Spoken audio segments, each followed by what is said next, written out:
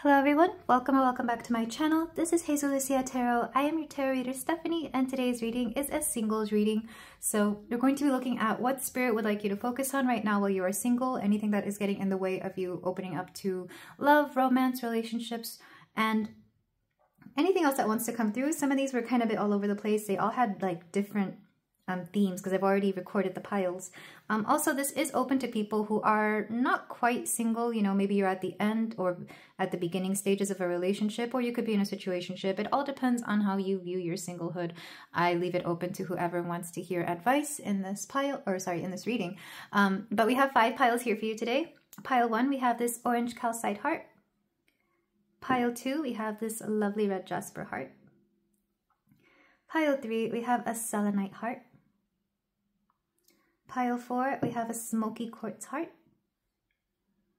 And pile 5, we have the black shungite heart. So I encourage you to take a few deep breaths, think about your singlehood, open up your heart space, and I'll be ready for your reading whenever you are. Hello there, pile 1. If you chose the orange calcite, then we have your singles reading here for you today. So we're going to be looking into themes about why you are single, what is coming up next in your love life, or anything that spirit may want you to focus on, whether it's yourself, other people, certain situations, or even maybe patterns of the past, whatever is going to come through. But let's go ahead and see what's coming up for you, pile 1. You've got... So I do have a song for you. It's a Korean song. It's kind of a throwback, but it's a classic. I absolutely love it. It's by Bak Ji-young. The English translation is called like Being Hit by a Bullet, and it's basically a heartbreak song. It's really good. I love it. Even though I clearly don't speak Korean, I just feel so much emotion from it. It's one of my favorites. So for some of you, you could be dealing with the aftermath of a heartbreak, or maybe certain situations kind of take you back to that kind of energy where you're just tired of being heartbroken. But let's go ahead and look at your oracles. You have the 8 of Wands, so we're finally getting over something here, pile 1. And intimacy. Allow yourself to become spiritually, emotionally, and physically intimate with one another. Real sensuality and sensuality aren't based on physical looks only. Your energy is what makes you attractive and sexy. So there's several things coming through here. I wonder if I need to censor that.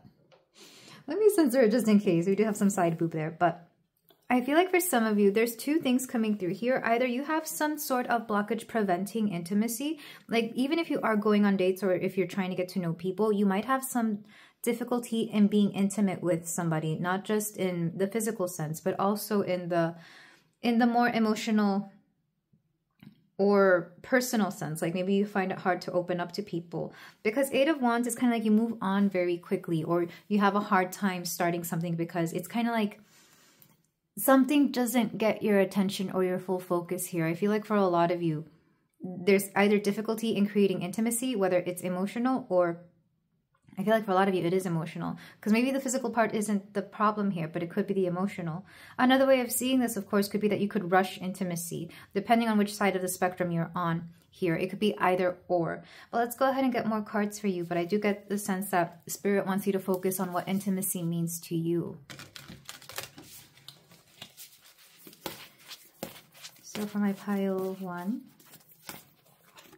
we have the shapeshifter, which is interesting. This is number 15, and this makes me think of the devil card in tarot. But with shapeshifter, excuse me, I feel like you could be trying to be multiple things to multiple people. Maybe you're having a bit of an identity crisis when it comes to relationships. If not that, it could also be that I feel like for some of you, you tend to identify very strongly through your romantic relationships. And if you're currently single, maybe you don't exactly know who or what you are. And I feel like there's a reason as to why you are currently alone.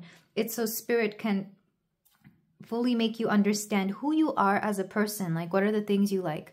Because, for example, like when we're in relationships, we tend to go along with whatever our partners want, or maybe there's certain things that we do together. But when you're on your own, it's like, what do you like to do when you don't have anybody else? Like, what do you do for fun? What are your comforts? What do you naturally gravitate towards that maybe another partner wouldn't? I feel like there's something here about you being several things to several people and not fully understanding yourself. And for some of you, There could be certain bad habits that could be preventing you from meeting certain people, or habits that are just not conductive to, like, you know, a partnership, if that is what you want. Let's go ahead and get more cards. Which, by the way, the point of these readings is not to tell you how to get into a partnership. It's more to see what's going on with you romantically, regardless of your status here. Though we're focusing mostly on singlehood. We have flow. Oh, I love this card. I don't get this card very often. I'm not sure if you can see that pile one, but oh, these cards are awesome. I'm going to leave that there. I'll come back to it. And then from, this is the Amour et Psyche, or Amour et Psyche. I want to say that the title's in French, so I don't know how to pronounce it specifically. For my pile one, jealousy and possessiveness. This is interesting. Maybe some of you have dealt with jealousy and possessiveness. My take on jealousy and possessiveness, I don't find anything wrong with possessiveness. I feel like jealousy, well, jealousy is insecurities, isn't it? And then possessiveness, just a little bit is fine. Like just enough to kind of know that somebody is yours and to feel wanted, or to let people know. It's kind of like a pride in knowing that somebody is yours and you don't want just anyone to be around them. The same way, you know, one would be possessive of a favorite toy, or even how people wouldn't want their children just around anybody. That's the kind of energy I'm getting here, if you were to see it in a healthy way, because I do believe it can be healthy in small increments and in reasonable increments. However, I feel like for some of you, you've dealt with jealousy on a bigger scale. Maybe some of you are even kind of scarred by the jealousy or possessiveness of a partner, because sometimes, but not always, that jealousy or possessiveness can lead to something a little bit more drastic. I think it depends. For some of you, this could be the jealousy that comes within you. Maybe you have a hard time seeing your partner with somebody else. And I don't think there's any shame in that. I think we all tend to have some sort of fault here when it comes to our relationship. So depending on where you're seeing this, it could be both. I do feel like this is a topic or something that Spirit would like you to focus on, especially when it comes to intimacy. If you have been betrayed in the past, if you have had, you know, a third party situation, or somebody kind of take away your person or something along those lines, maybe this is still scarring you. And I kind of feel the sense, and I'm hearing this quite strongly for some of you, not all of you, that if somebody else wants your person, you would just rather have them take them, because you don't want to ever have to fight for your person's attention. Or if you're going to be with somebody and you know that people are just going to be, you know, checking out other people or just fooling around or trying to fool around, you'd rather not be in that. And I feel like for some of you, you could have just seen far too much of it, whether it be your own friends, whether it be maybe growing up, whatever your, you know, the couples around you that you saw growing up had going on. It could even be something cultural, because I've heard that, you know, infidelity can be seen as something more commonly accepted in certain cultures. I don't know if that's true. I think it depends on the person. But I do feel like for a lot of you, you don't want to have to deal with the jealousy and possessiveness, or the thought of somebody taking away your person, or even for some of you being tempted by another person here. So let's go ahead and see what else is coming through for my pile one in terms of your single, what Spirit wants you to focus on. We have happiness. What is joy to you? If a relationship isn't making you happy, I feel like you don't want it. And maybe for a lot of you, you've been focusing on that a little bit more and more, because I do get that sometimes. After all, I feel like sometimes they say that if being in a relationship is not going to make you happy, then it's not worth being in. And I remember that this was something I remember hearing growing up a lot. Like, why get, you know, into a relationship, or why get married if you're just going to be mad all the time? Which is true, because I would see a lot of people, just unhappy married couples, and it's like, well, what was the point of that? The point of being with someone is to make life better in some way, shape, or form, you know? I feel like for a lot of you, you're also dealing with this.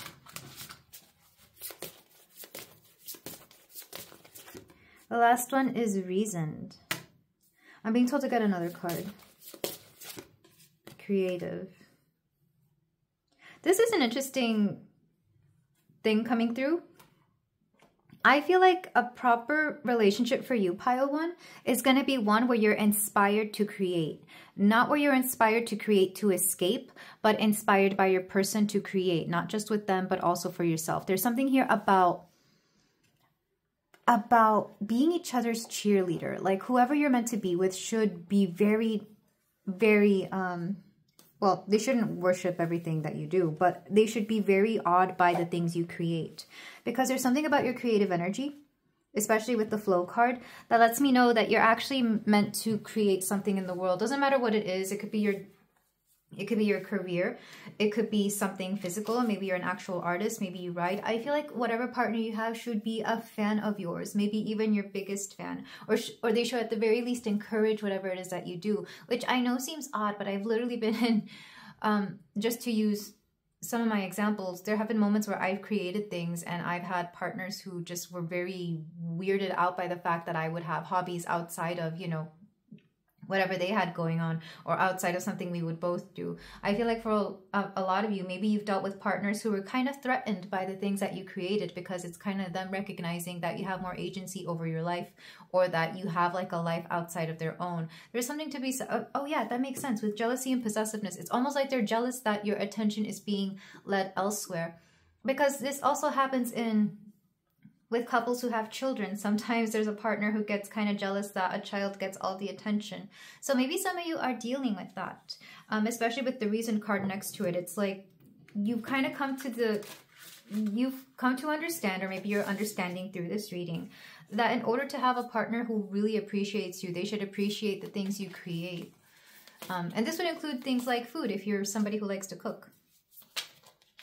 Because believe it or not, there are people out there who you will cook for them and they may not like it.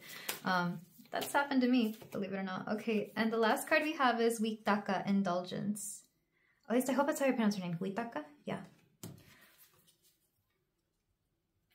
I feel like this pile likes to be spoiled. I feel like in relationships, you kind of like to indulge, or maybe you find it more comforting to indulge in life's pleasures when you have somebody with you.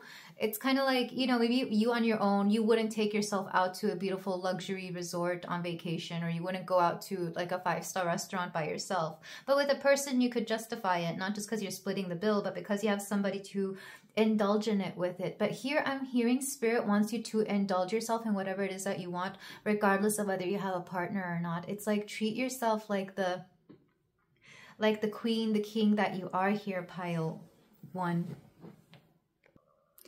I also think there's something to be said about this energy. Feels very either Taurian in nature, with possessiveness and indulgence and even creativity, or what would be the other sign? Either Sagittarius or Scorpio, or the cusp of that. So some of you could be those signs. But mostly I feel like Spirit wants you to focus on the kind of, how do I say this?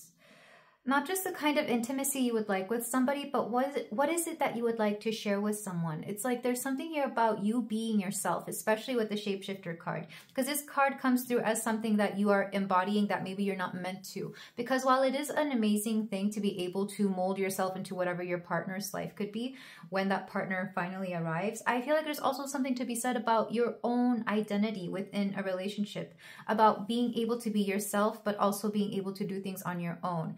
It's both independence and interdependence, and somehow those coexisting within the life that you want. Because I do feel like for this pile, the possessiveness can be a bit much for you sometimes, or I think it could be either or. I feel like for a lot of you, it's more the possessiveness that you inspire within people sometimes, and this could prevent you from really being this creative, indulgent creature that you typically like to be, and it could even impede on your joy here. Because with the 8 of Wands, I feel like you move on quickly, or you could move, like either you move on quickly or you get into situations quickly, depending on which one you see, or both. It could be both, like just not taking enough time to get to know yourself and your person and how your energies intermingle is kind of something that could be keeping you from having a successful relationship. Because for a lot of you, I do feel like you've had plenty of relationships in the past, or at least enough to know how you are in relationships. So if you've never had a relationship, if you've been single your whole life, this may or may not be the reading for you, but I'm getting the sense that most of you have. But even if you haven't ever had a relationship, I feel like there's something about knowing yourself and knowing how you could blend in with another person, and how that kind of partnership could go on here, especially with jealousy and possessiveness. Maybe some of you fear possessiveness so much that you would never want to be in a relationship, and that's fair. That's fair. So numbers coming through, just because some of them are resonating. We do have the number 8, so life path 8. We have number 15, and like I said, that coincides with the devil card in tarot. We have number 23, 26, 33, and 30. So these could be ages that are significant for you, or they could be numbers here that could also be important. I know 33 is a life path number, so some of you could be that number. And it also reduces down to 6, so life path 6 could be important here. But if this sounds like you, and if you would like to know more about what your next steps in your singlehood, or if anything will change, then let's move on to the tarot. This is just the overall themes that your spirit guides, the universe, want to bring attention to, whether it's something you already do or something that you could do or focus on in relationships to bring about the romance. Because I do feel like, well, I feel like for this pile, you could, you don't necessarily need love. Like, you could take it or leave it. But I definitely see patterns here that you may want to break. So, there's a song coming through, and I don't know who it's by.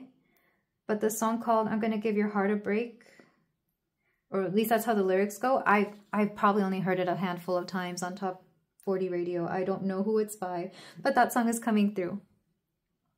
Not gonna lie, pile 1. I don't know when the last time you had a relationship or your last heartbreak was, but I feel like a lot of you are still kind of in that energy, and you're just here to see how you can be a better partner or how you can attract people. That will be one of my questions, of course. So for my pile 1,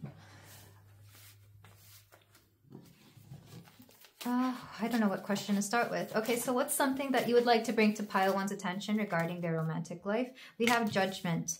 I feel like you're, quite literally, I'm hearing you could be too harsh a judge on people, and maybe you don't give them enough of a chance, or you don't, like, overlook the smaller, not so red flag. Like, you could be, like, it's the ick. I feel like you could be reading too much into the ick that certain people give you when it comes to relationships. And I have a hard time saying that because I feel like maybe you don't even want to admit that you do get the ick, or that you're overlooking certain people that could otherwise be really good potential partners. And that's okay. I feel like if you're not ready, you're not ready. But at the same time, don't judge people unfairly just because you may not be ready for it, or not be ready for a relationship, or whatever the case may be. And I don't mean to sound harsh about that, but I do get the feeling that some of you might just be a little too picky. It's a good thing to be picky, but I feel like in the past you may have just, I don't know, I feel like there's certain people around you who are interested, and you're just either not giving them a second look, or maybe you're just not ready, and that's okay. But don't be so hasty and just completely counting them off. What's something that Spirit would like pile 1 to do less of, or maybe to not focus on? We have the 9 of Pentacles.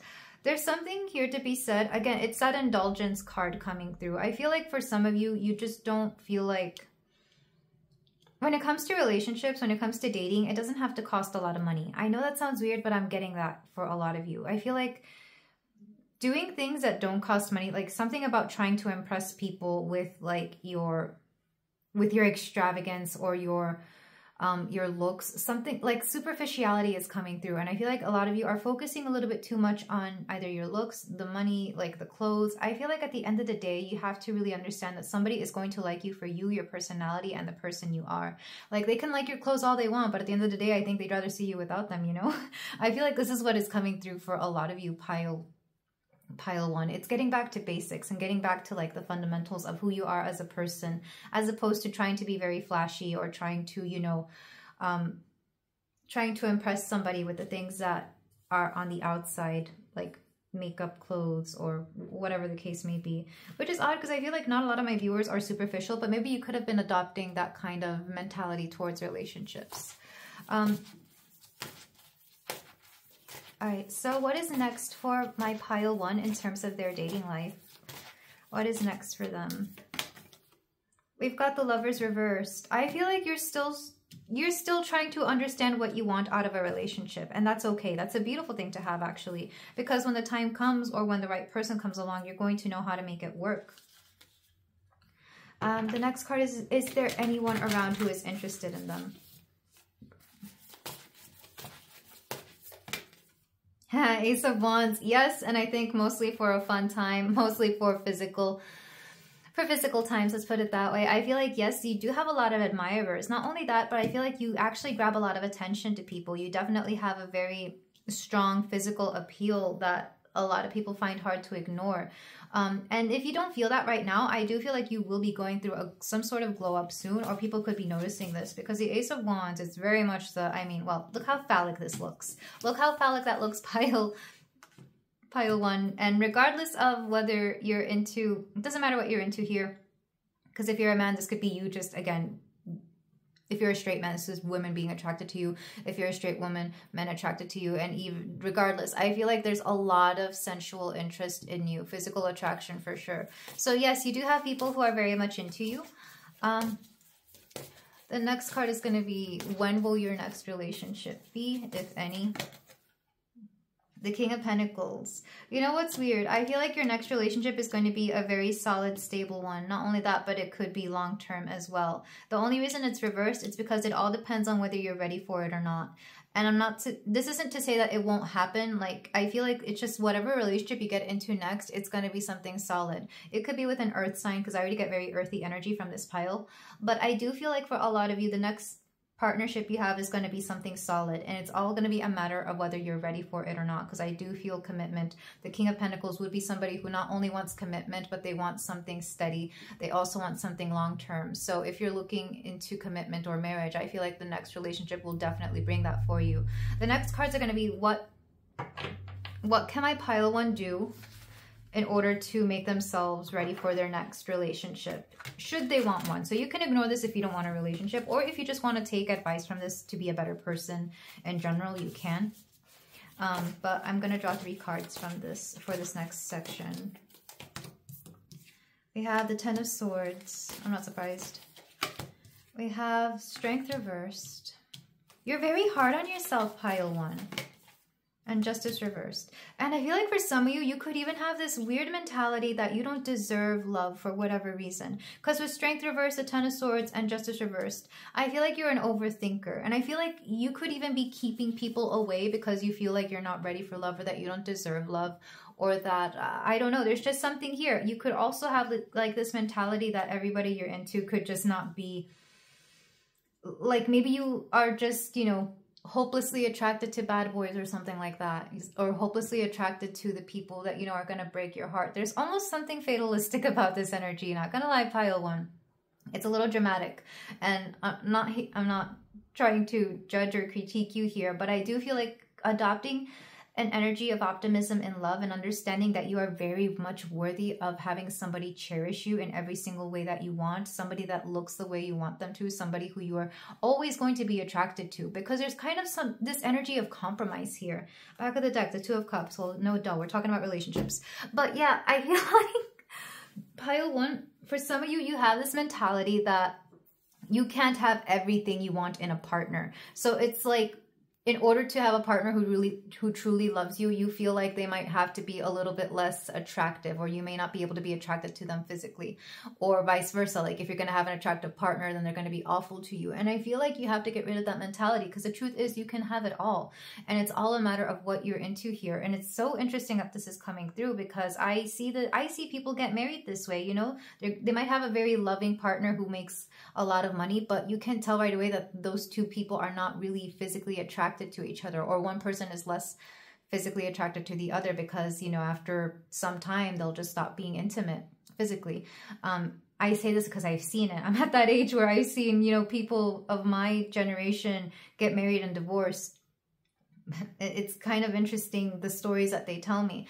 And I feel like for a lot of you, pile one, you deserve it all. It's not that you want it all, it's that you do deserve it all. You are very much worthy of somebody who you love on every aspect, on the physical, mental, spiritual level, in the way that you both partake in creating a life together. And I feel like right now you're just dealing with the energy of like, somehow you believe it's not possible, or that that's not, you know, that it's not for you, or that for what I keep hearing, it's not fair, that somehow your love life has not been fair, or that it's not even worth it. But I feel like for a lot of you, especially those of you who are getting older, you're going to end up with something so much so much more fulfilling, because you've really taken the time to understand and study yourself, to work on yourself, and to just be a better person in relationships, and to be a better lover here as well. And I truly love this for you, pile 1. I do feel like you will end up meeting somebody that is going to commit to you, but it's all a matter of whether you say yes to this or not. I'm hearing that song by Lana Del Rey, Say Yes to Heaven, Say Yes to Me, which it's a beautiful song. But I do feel you attract a lot of people, but you may not be attracting the best kinds of people right now. And that's okay as long as you don't get too attached. That's okay as long as you understand who to have fun with and who to take seriously. But this is what I have for the tarot. I hope that made sense, because I kind of went on a little rant here. But let's go ahead and get your closing advice for my pile 1. We're going to use the Lover's Oracle. And I think I'm going to do some channeled messages as well. Okay, so this one comes through. Forgiveness. Stop focusing your energy on past events, for life is too precious to waste. You create your reality by what you think, dream, and imagine. There's something to be said about being in the present moment right now, pile 1. Not just forgiving yourself and forgiving the things that happened in the past, but also understanding that in the present moment you will find everything that you need. For the channeled messages, and this could be from a particular person, but I'm kind of just taking these to mean anything else that you need to know regarding your singlehood, your single life. Your silence is the loudest sound of all. I feel like people really notice it when you're quiet, or when you don't talk to them, or when you stop speaking to them, especially if you've ever ghosted somebody or if they've ghosted you. I feel like your absence is felt rather strongly. I think you deserve better than me, and that makes me act crazy. So this could be you. Like I said, you feel like you don't deserve it all somehow. Another way of seeing this, of course, is that some people may understand that you deserve a lot more than what they can give you. And maybe this is part of the reason that right now you seem to just be surrounded by people who only want to have a fun time, or want you for something less committal, a little bit more short term. It's because they know they can't live up to what you are meant to deserve. I never thought I would ever feel a love as strong as this. I do feel like a lot of you are very capable of a very deep and strong love here, pile 1. Even though right now you may be in an energy of keeping everybody away, it's because you know to guard your heart, because you're capable of such deep emotional bonds with people. Oh, this one almost fell. I know that I messed up, but I lied to myself about it. And I feel like people in your past have definitely messed up and they lied to themselves, or maybe they lied to you about it. And for a few of you, this could even be you feeling that you've messed up in the past. But I don't think you would lie to yourself you would lie to yourself about this. Or if you have in the past, maybe you no longer do so. And in doing so, you kind of set yourself free. Take whichever resonates more. Let's get 2 more cards. I adore you. You're so adorable, pile 1. You're so capable of being adored by anybody, by everybody. This is a karmic situation. I can definitely tell for a lot of you, you're kind of done with karmic situations. That's why I kind of feel that heartbreak energy. And the last one, I can't be with you right now. I do feel this is you, pile 1. You're kind of emotionally unavailable right now because you're still healing from certain situations. And I feel like if you focus more on forgiving yourself, the present moment, and what it is to truly be the kind of person you want to be, and bring that into a relationship in a healthy way, you'll be able to move on to the next journey, to the next step, to the next relationship. Back of the deck. I know they're talking about us. Don't worry about them. Focus on me and you. I feel like the next relationship you have will kind of be the talk of the town. I feel like people will kind of start see it become a thing before it becomes a thing. So if you don't like being the talk of the town, or if you don't like being in the public eye, I would take some precautions just until you know you're ready to come out with your new person.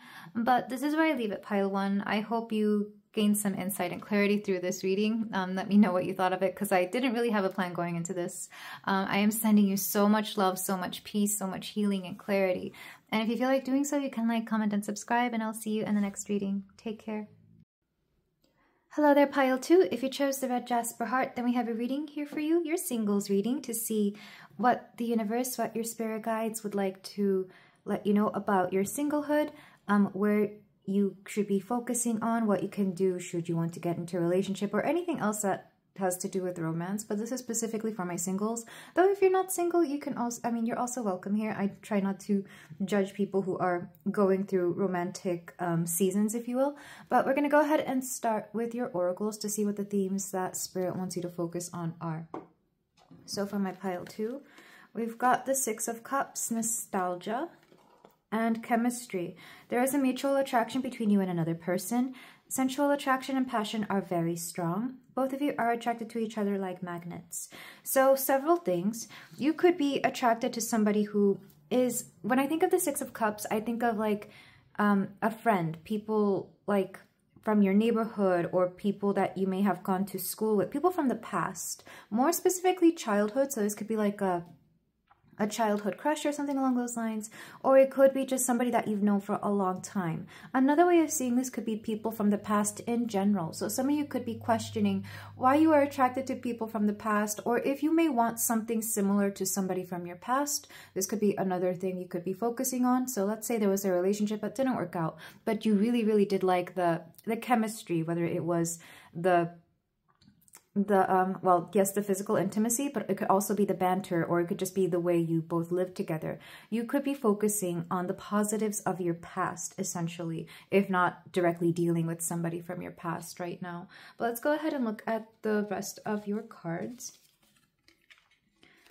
And by past, this could easily also be like somebody you've divorced that maybe you want to recreate a similar positive thing. I need to emphasize that this is positive things, because yes, you may not want your ex back, but you really may want the kind of life that you had with them, or some specific aspect. And because we did have chemistry, I'm thinking of something that is hard to recreate. So some of you may believe that maybe the best you've ever had is already behind you, when the truth is you can always find better. I feel like you just need to ask the universe, or even open up your mind to understand and know that there are better things here. We have seeking pleasure, number 14. Okay, pile 2. I'm going to be completely honest. This has to be my pile of people who really, really like emphasize physical intimacy. And I'm all for it here. Like, I'm not here to judge. I absolutely love somebody who takes charge of their physical intimacy. I don't do 18+ readings yet, but if I did, I would say a lot more. But right now, I do feel like you could be trying all kinds of different things, trying all kinds of different people, maybe having a lot of fun, because with seeking pleasure, I do feel like you emphasize physical intimacy. If you don't, this could be Spirit asking you to do so, not seeking out other people to be, you know, promiscuous with. It's more, understand what you like about your own physical pleasure here. Understand what your physical needs are in a relationship, especially if it's been a point of contention in the past.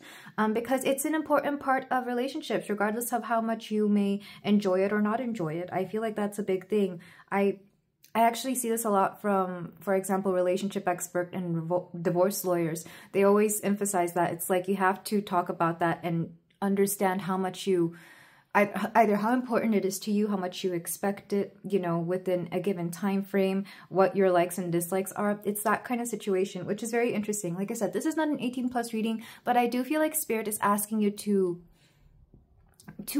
really get to know yourself in this regard, and you can take that as it resonates, of course. But I do feel like for this pile, we're talking about physical intimacy. And it's no surprise because we do have red jasper. It's not a sacral chakra stone per se, but it is the root. And I still consider root part of the more sensual chakras, if you will. Let's go ahead and get the rest of your cards. We have Rangda, fear. We have empowered. Oh, I like this pile too. The door. The shaman. And hearth. Okay, so the door and hearth definitely go together. I feel like this could literally be talking about a home. If you have shared a home with previous partners, I feel like it could be time for some sort of like a spiritual cleanse, not a literal cleanse. Like, I do feel like you've probably cleaned out their stuff and their stuff isn't there. If for whatever reason it still is in your home, it might be time to get rid of this. And it could be as far as getting rid of like all the gifts they gave you, or it could be as simple as just, you know, lurking around to see where you feel their energy and cleansing that spiritually. You could use sage, you could, some people envision light and like, you know, just kind of cast it out depending on what you do. Because quite literally, shaman, hearth, and door, I feel like there are still remnants or memories lingering within your space from past partners that may have been there or could have lived with you, depending on what the situation is. If not, it could just be the things that they've given you. And you know what? The irony is that I'm actually wearing a hoodie that somebody gave me. So maybe this is also a sign from spirit to let go of certain things, like either donate clothes, sell them, whatever the case may be. And sometimes it's difficult, I think, especially if you've lived with somebody for so many years. If that is the case, I know there is this, some people do the thing where they just kind of let go of the energy that that particular item gave them, from like, let go of the person's energy from that item, which I think is a little bit more difficult to do depending on how much you hold on to the memories. But it also depends because, like, for example, if we're talking about somebody who's been widowed, of course, we're not going to ask them to get rid of their deceased partner's wedding items, but we're talking more to do them justice, which is so interesting that this is kind of like these three cards are very different from the ones up here, because up here we're talking about chemistry, we're talking about pleasure, but also the weird juxtaposition of feeling both fearful about it and empowered. Because I feel like you could sit in either camp. Either you're very fearful of getting to know yourself intimately in that way, or you could feel very empowered, or maybe you have a hard time combining the two. So I really wish this was an 18+ reading, and I feel like Spirit keeps calling me to do one because I would get more in depth about that. That said, I'm also not an expert, but just, you know, as one friend to another, as somebody who's had a little bit more experience, I think, than, well, not to say that I've had a lot of experience, but I'm not afraid of speaking about the subject. Like, I'm not afraid of talking about it. And maybe this is something you're also afraid to bring up here. Maybe this is why we have fear, because it's come to my attention, at least, I don't know if it's my culture, I don't know, I live in the US, and I don't know how Americans are viewed about this, but there does tend to be this sort of fear about talking about physical intimacy, or feeling awkward, or feeling like it's not the right time. But when we're talking about romantic partnerships, and again, I feel like this pile, you could either be single, or maybe you're not single, you're just here for support and help, and, you know, maybe whatever the cards may have to say, and if so, thank you. Or you could be poly as well. I feel like there's a sort of fear that if we talk about, you know, intimacy, that it could, I guess, ruin the mystique, or ruin it could kill the vibe, you know, ruin the moment, whatever the case may be. And the thing is that you have this conversation before, like you always have it before, and you come to it with an open mind and open heart, of course, because it's all about making the moment comfortable and, of course, pleasurable for everybody here. And it's also about honesty, absolute honesty. You can't pretend that you like something when you don't. You can't fake anything here, pile 2.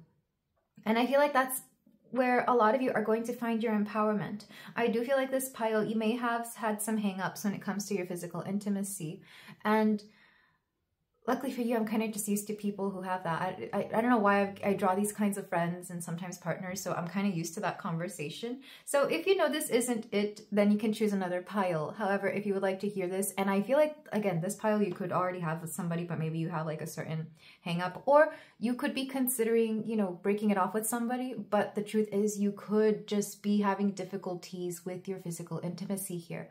So because with door, whenever I see this particular card, I think about leaving something or entering something, a new phase in a connection. So some of you could be like at the end phase of your relationship and you know it, and this is why you're at a singles reading.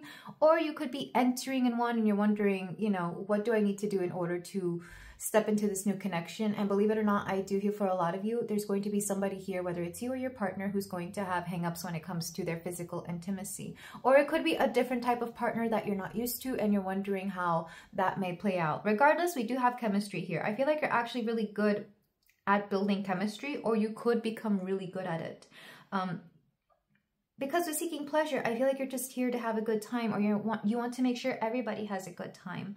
I know you can't really see it because I have to censor a lot of this picture, but there's actually 3 people here. So like I said, maybe some of you are poly, or some of you are just, like I said, experimenting. There's nothing wrong with that. I'm all for it. I'm very positive here when it comes to people's exploration of their intimacy. But like I said, it's not an 18+ reading. I'm trying to be very respectful here without getting too into detail about it, without, you know, making this weird.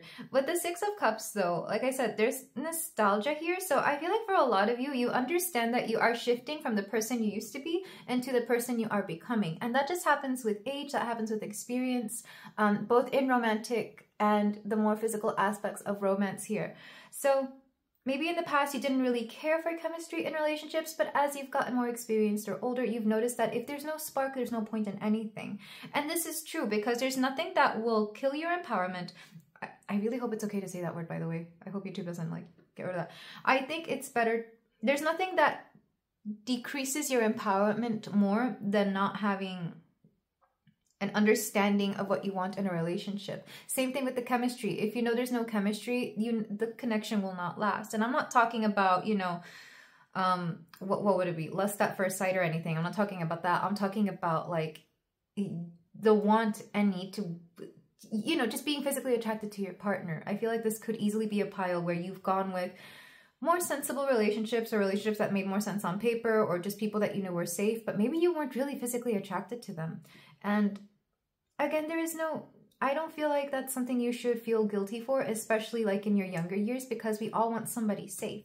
But at some point, some of you have realized that that the people you are physically attracted to and the people you have dated in the past may not even be the same thing. I feel like this is very exploratory energy is what I'm feeling. Or maybe you're just contemplating that a lot. With Shaman, I do feel like it's a positive card because you're going to overcome, especially next to this fear and empowerment, you're going to overcome a lot of fears that you have had in relationships, regardless of whether it's physical intimacy or not. This could also easily be, and this is kind of, how do I say this? Because chemistry isn't just physical attraction. It could also be the way you get along with people. And I get this a lot from people who have fallen for example, people with narcissistic tendencies in the past, because narcissists or people with narcissistic tendencies are very charming.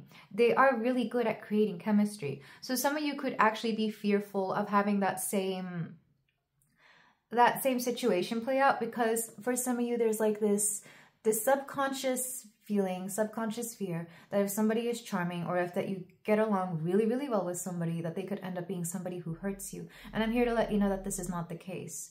That may have been in the past, but I feel like we're overcoming this very strongly. With Hearth, I just keep hearing, you know, cleanse the home. I am going to read from the book just to make sure that I'm doing this card justice though.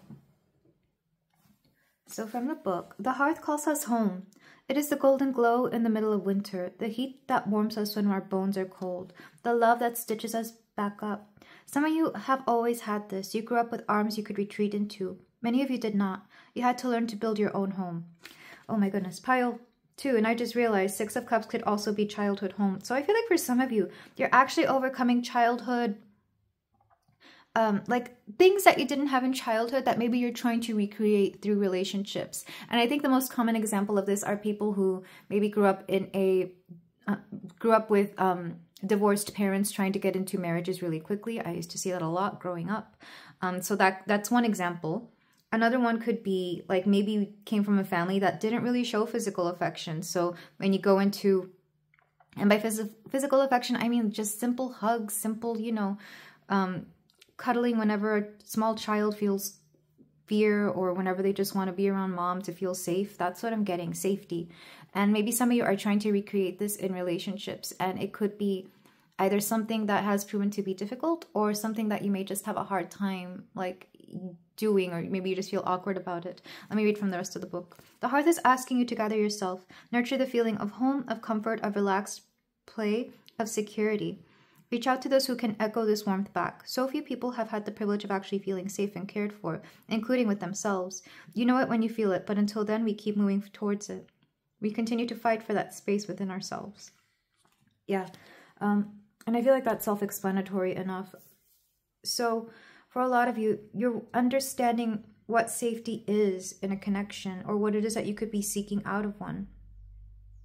Which, honestly, that's kind of beautiful. I feel like for a lot of you, you could seek sanctuary with a person, but you could also be learning that you can find sanctuary within yourself. So I feel like it starts within you, within your own space, within your own body, and then it grows out into somebody else. And of course, this, like I said, this could easily translate into physical intimacy as well, depending on how you grew up and what the situation was when you were younger. I feel like you could be overcoming even traumas from that time. I really love this pile. I really love the messages coming through in this one. So if this resonates with you, let's go ahead and move on to the tarot, because I really want to see. In the tarot, we're going to ask more specifically what you can do if you have any hangups about this or anything else that you should focus on. But for this pile, because I actually love the messages coming through here, I want to stick to this particular topic, if that is okay. But if anything else comes up, of course, I will note that. So, pile 2, my beautiful pile 2. I forgot what the questions were in pile 1. I want to say it was like what to focus on and what not to focus on, but I am going to have more specific questions regarding what the oracles have told us here, pile 2. So bear with me if you came from a different pile and you notice that the questions are different. Because sometimes I go into these readings with like one mindset, but then I notice that a different message wants to come through and I have to honor that message. So what should my pile 2 focus on? We have the 2 of Wands. Yep, I mean, this could easily be a very valid card. I feel like if I had an 18 plus reading, this would be the pile that needed the 18 plus reading. I don't know what to say. With 2 of Wands though, I am seeing you planning. I am seeing you weigh your options. And your options could even be to stay single or to be in a relationship. Or like I said, if you know you're on the cusp of a relationship, whether it's ending or beginning, you could decide whether you should stay or you should go, whether it's worth it to work something out with somebody or whether it's worth it to just, you know, leave it there and have them go find their person and you go find your person. A lot of you really are on that energy right now where you don't know whether to stay or go. And I feel like Spirit is asking you to, Spirit doesn't, how do you say this? Because for some of you, there is like a right or wrong answer, like, and you will know because you will probably understand that your person is just not for you.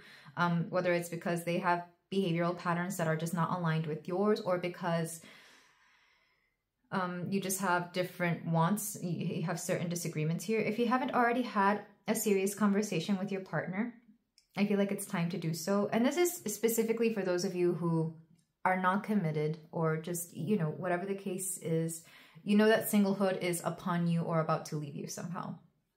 And I know I would get a pile like this, which is why I don't really judge.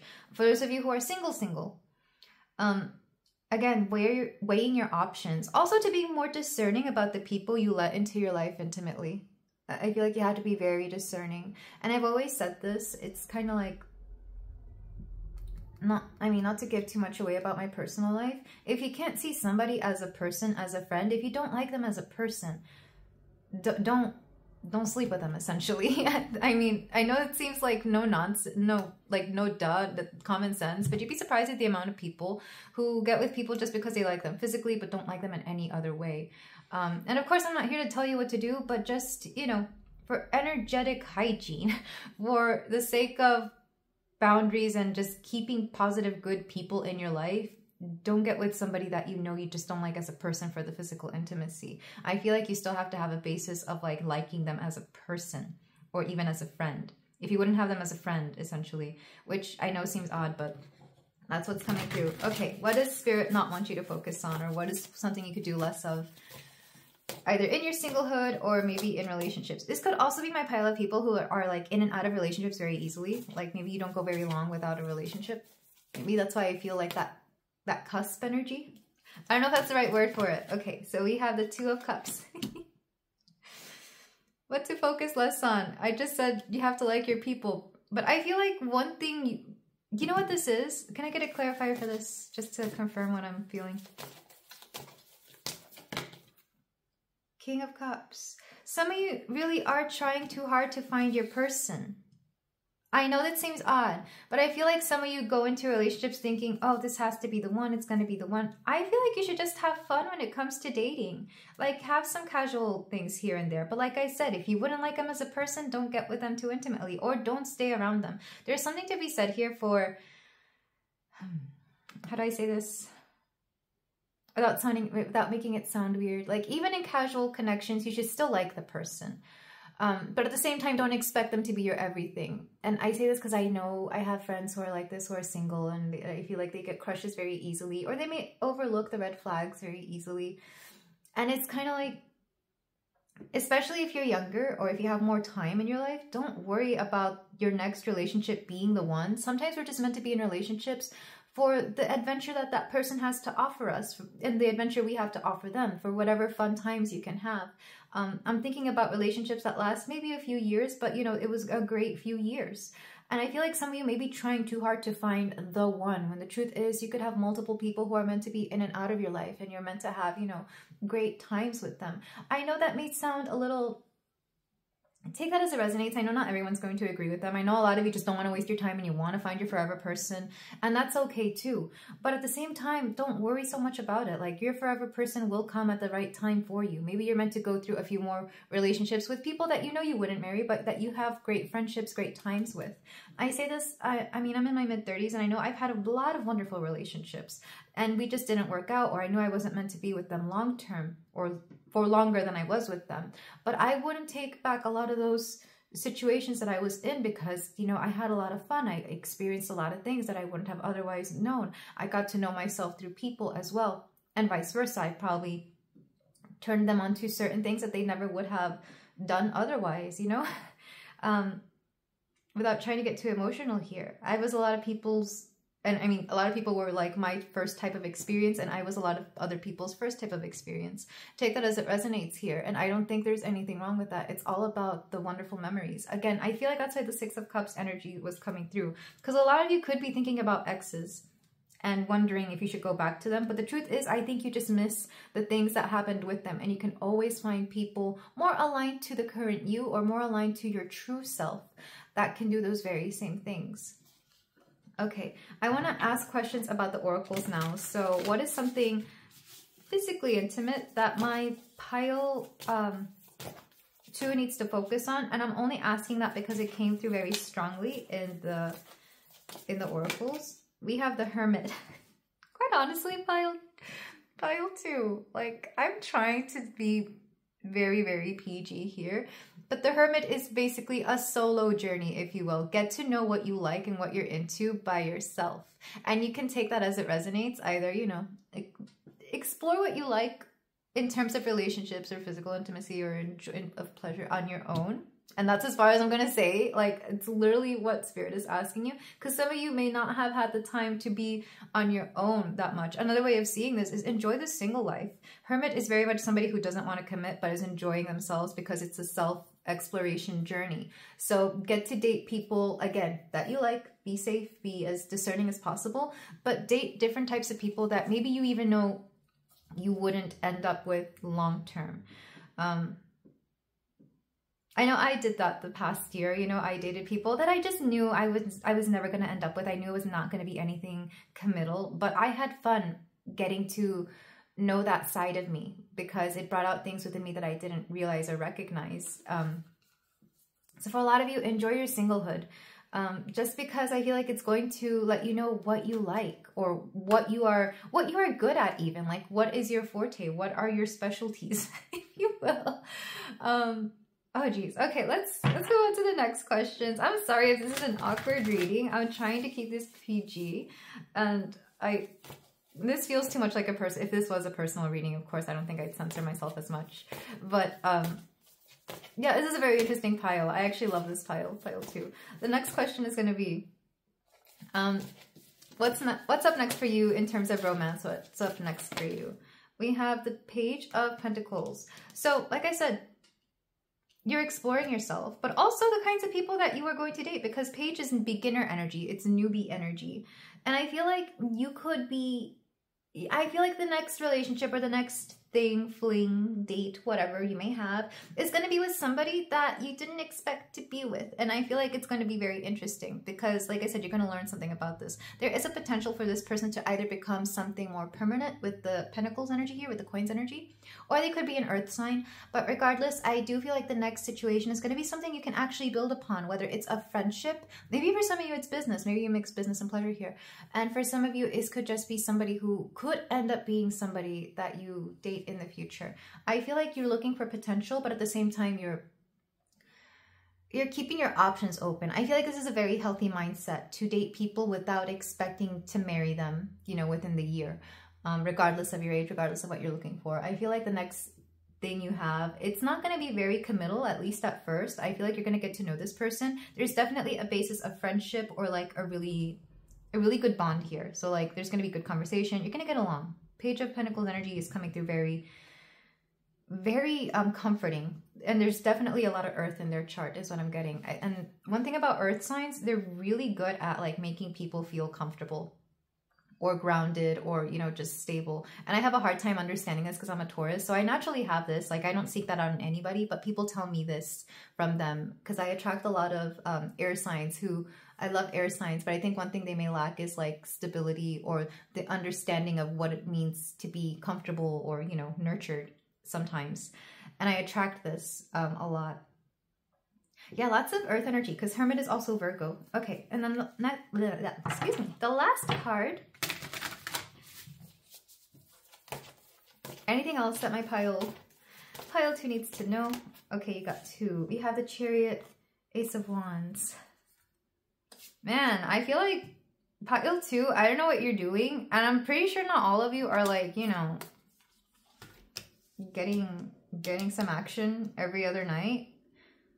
But Spirit is really asking you to be very discerning about the people you let into your life. Ace of Wands is very much like, look how phallic it is. And the Chariot reversed. I feel like if you see a slowdown in your physical intimacy, it's for a reason. I feel like they want you to be alone right now. You could be going through some sort of sensual purge, if you will.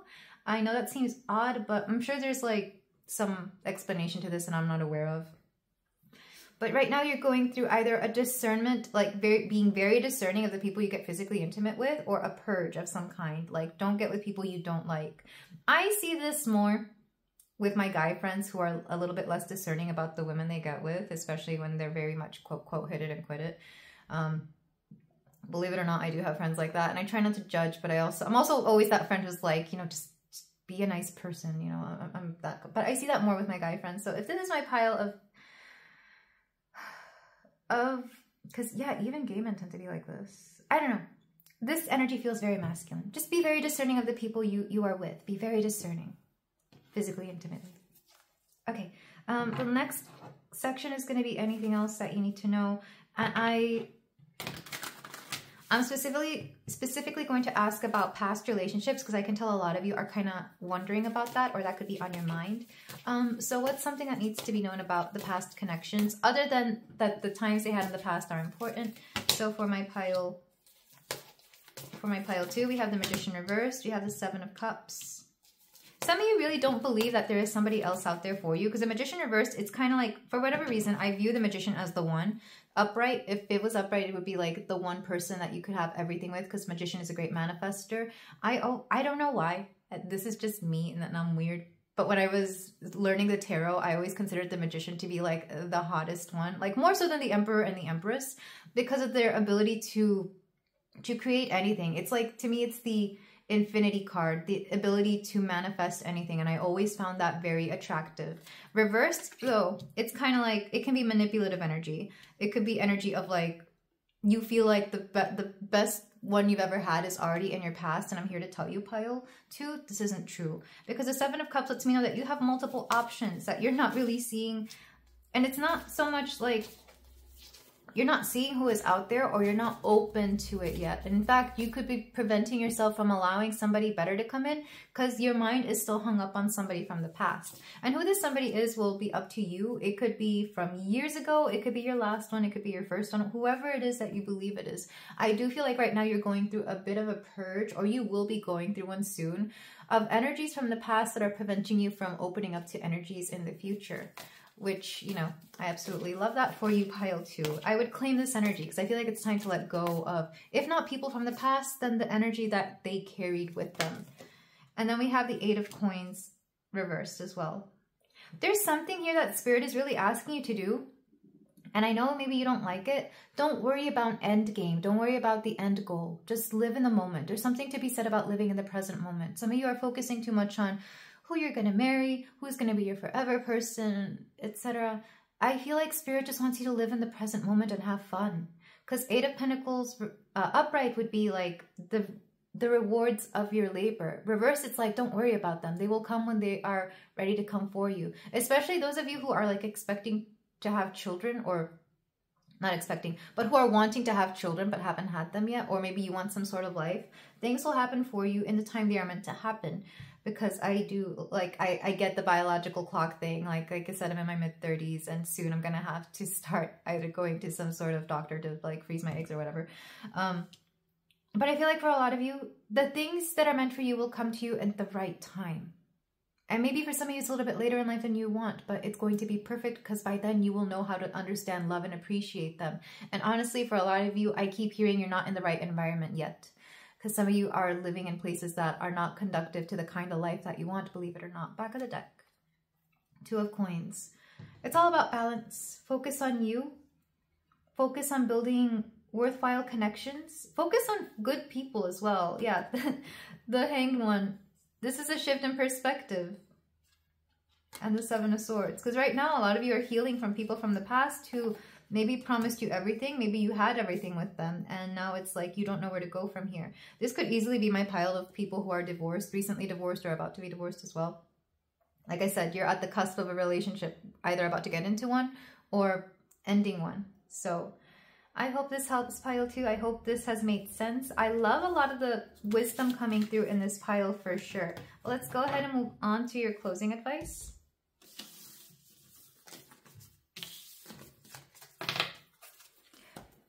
And we are using, sorry if you notice a cut, but I had to find my cards. But we are using the Lover's Oracle for my pile 2 for closing advice. Anything else Spirit would like to let you know in this singles reading.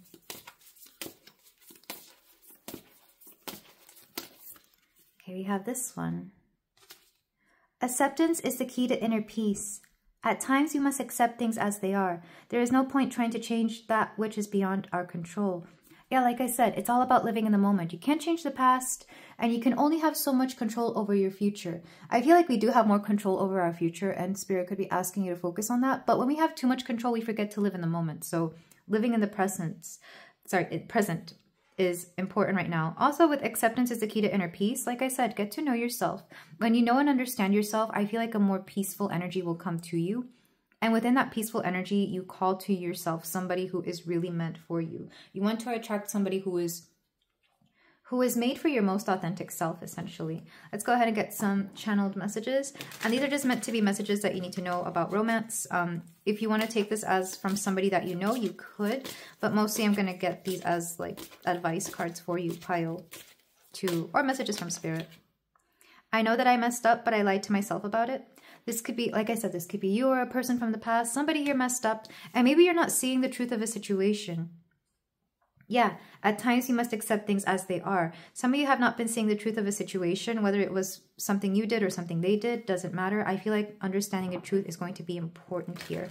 And once you accept that, like the guilt, the shame, whatever heavy energies you may have about this are going to loosen up and be released.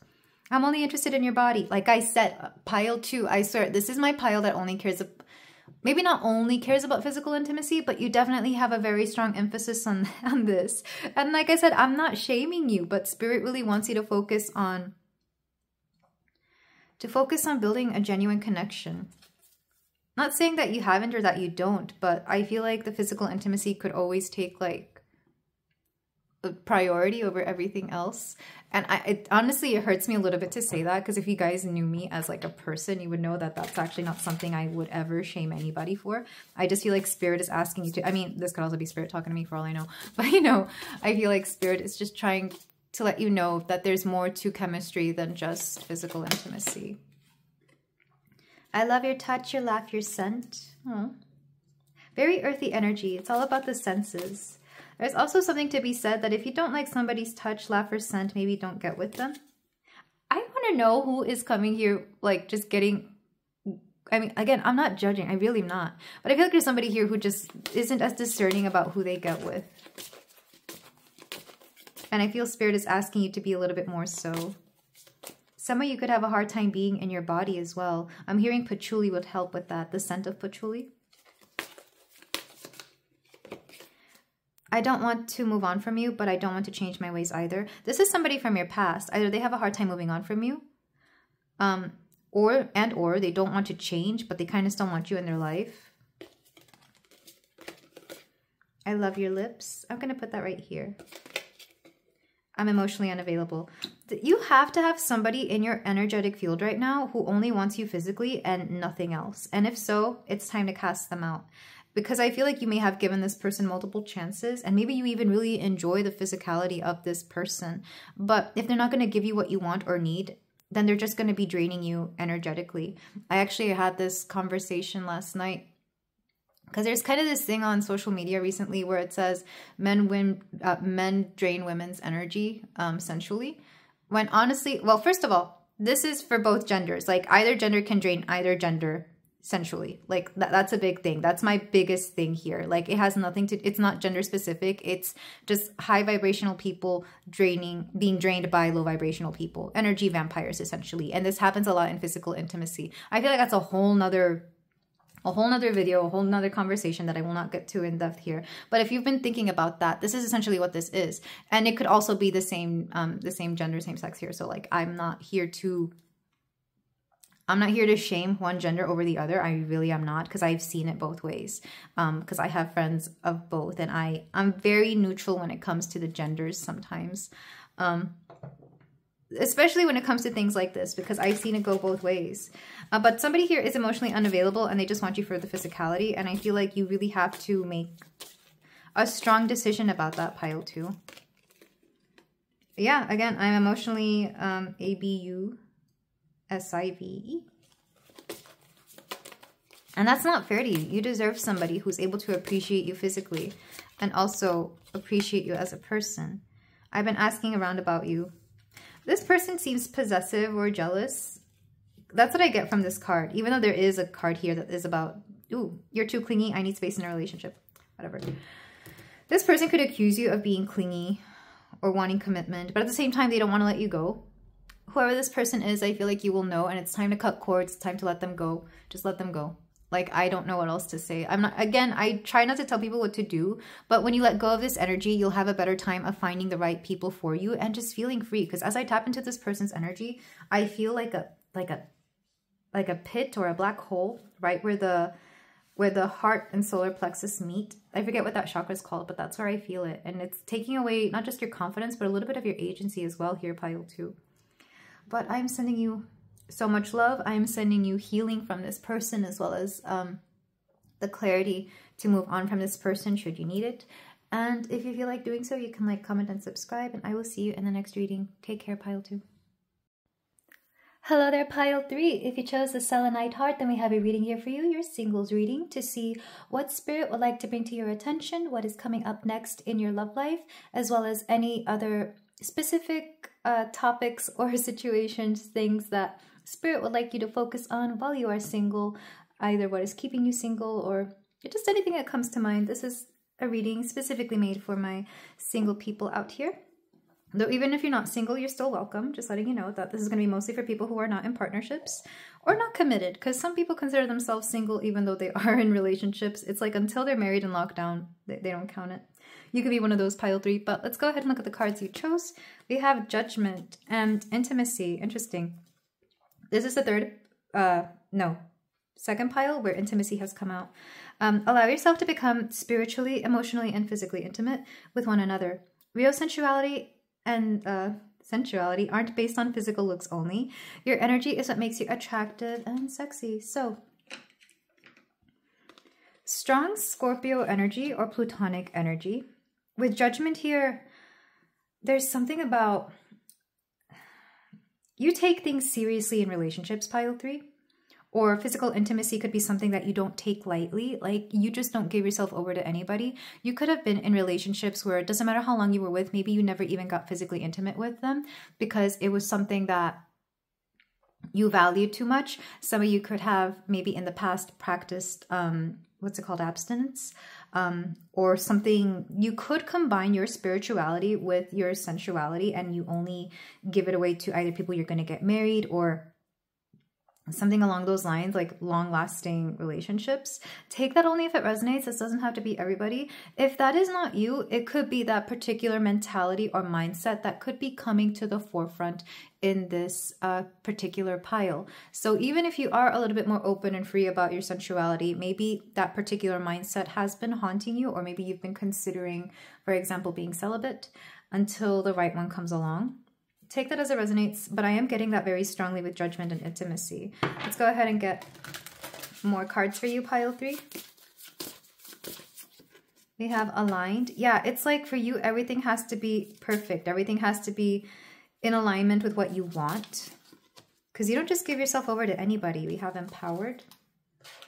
And I feel like for a lot of you, this gives you a sense of power and agency over your romantic life, or over the people that you keep in your life as well.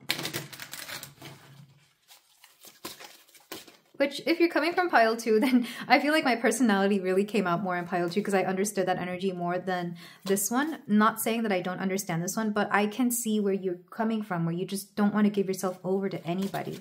We have chaos reversed, and a lot of you want to prevent chaos, or you don't want to have to deal with a situation that you don't want to get caught up in. It's kind of like you're preserving and preventing, well, not preventing, you're preserving your energy, let's put it that way. You're not just giving yourself away to anyone, and that's a good thing. That's a very admirable thing here.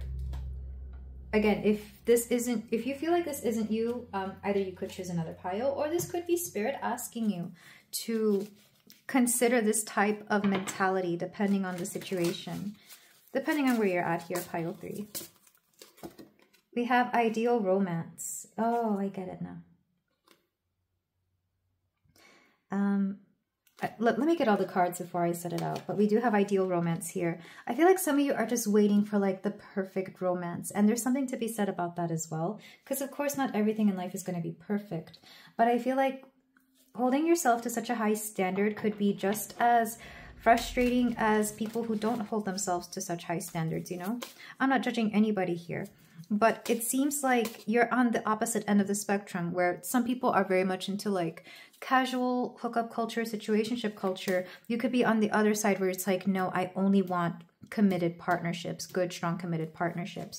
And like I said, maybe some of you in the past have considered abstinence or something along those lines, but I don't think there's a right or wrong answer. I'm very open to both, but this particular pile, we are dealing with that.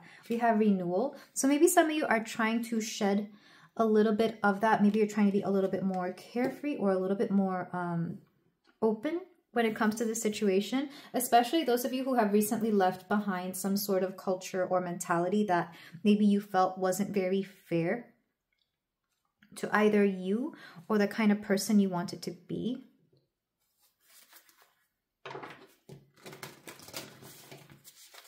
I don't remember if I used this deck in previous piles, but I'm going to use it for you, pile 3, just because this is a very interesting reading.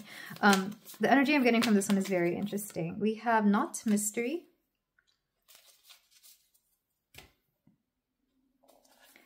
And then your archetype card for my pile 3.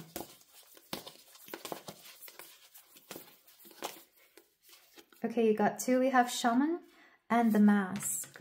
Interesting, interesting. Okay, so a few things here.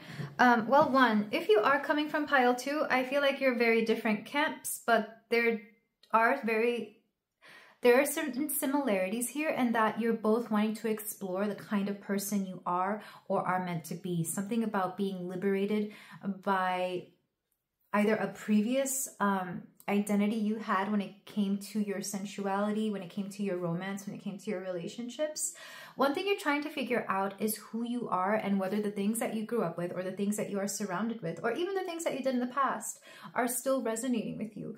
Because one thing I'm getting from this one, from this particular pile, is that you could be very, very, I don't want to say strict, but you definitely have very set standards of what it is that you want in relationships. And this is a great thing to have, because you may have seen this a lot either with your friends, family, the people around you, the culture around you. You don't want to fall into those same cycles that they have fallen into. You don't want to compromise yourself. You don't want to get hurt, essentially, in ways that maybe you feel that could easily be preventable. I do see you being very empowered among the chaos because you're not like everybody else. Like I said, I feel like you're different in that you make different choices from the people around you. And I kind of get that as well. One thing, like for example, I'm Latina, and one thing that drove me in high school was to not become a statistic, something along the lines of like what is it, 9 out of 10 Latinas would end up pregnant before the age of 18 or something like that. I remember it was some kind of weird statistic back in the day, and I was like, I'm not going to end up a statistic.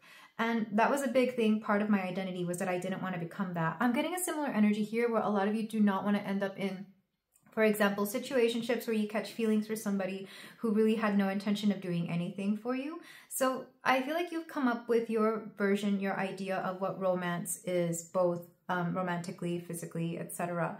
And I actually kind of like this because you already know what you want. There is something here about you understanding yourself. But with Renewal, Mystery, the Mask, and Shaman, I feel like some of you have recently come into some sort of knowledge or some sort of realization that maybe this itself isn't very practical either. There's something here about, like, what is it in The Wizard of Oz, the man behind the curtain?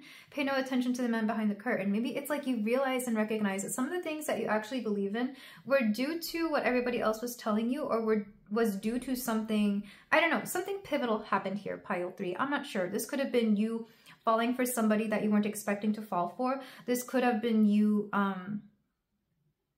coming into some sort of real, like just a realization, because with the mask has fallen off.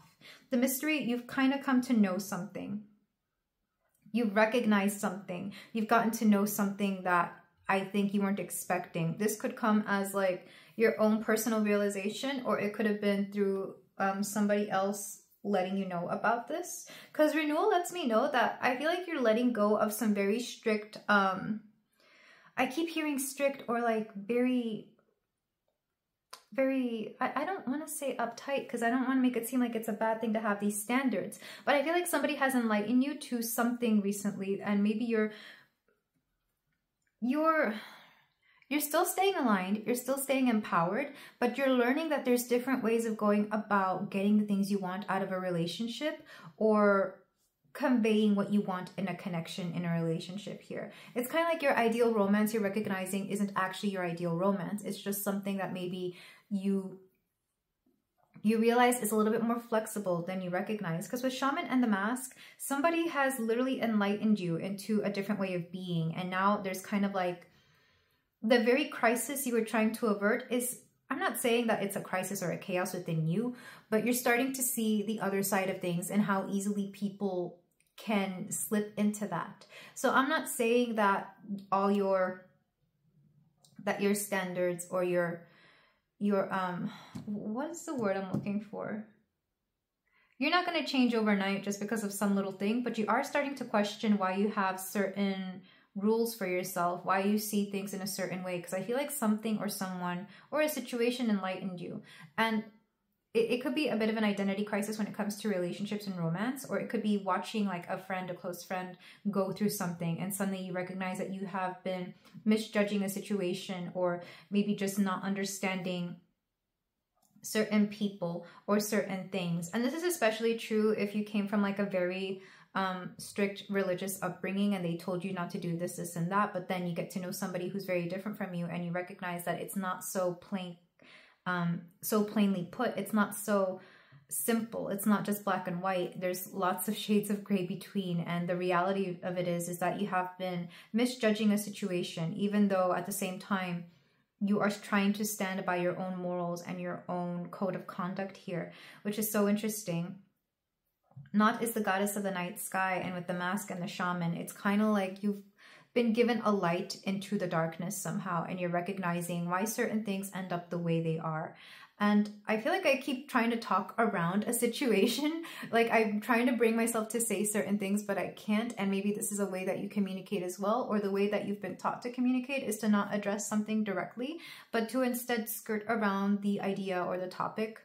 And this could be another reason as to why you're now recognizing why things have been so quote, quote, mysterious, hidden from you. It's like, you know, I'm hearing sometimes we don't want to meet our heroes because we're going to see them for the people that they really are instead of the people that we put them on this pedestal.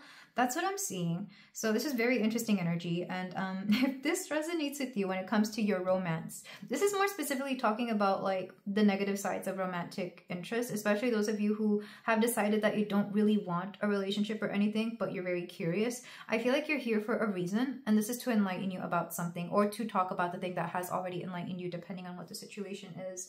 Very interesting energy, and I wasn't really expecting that because I don't know.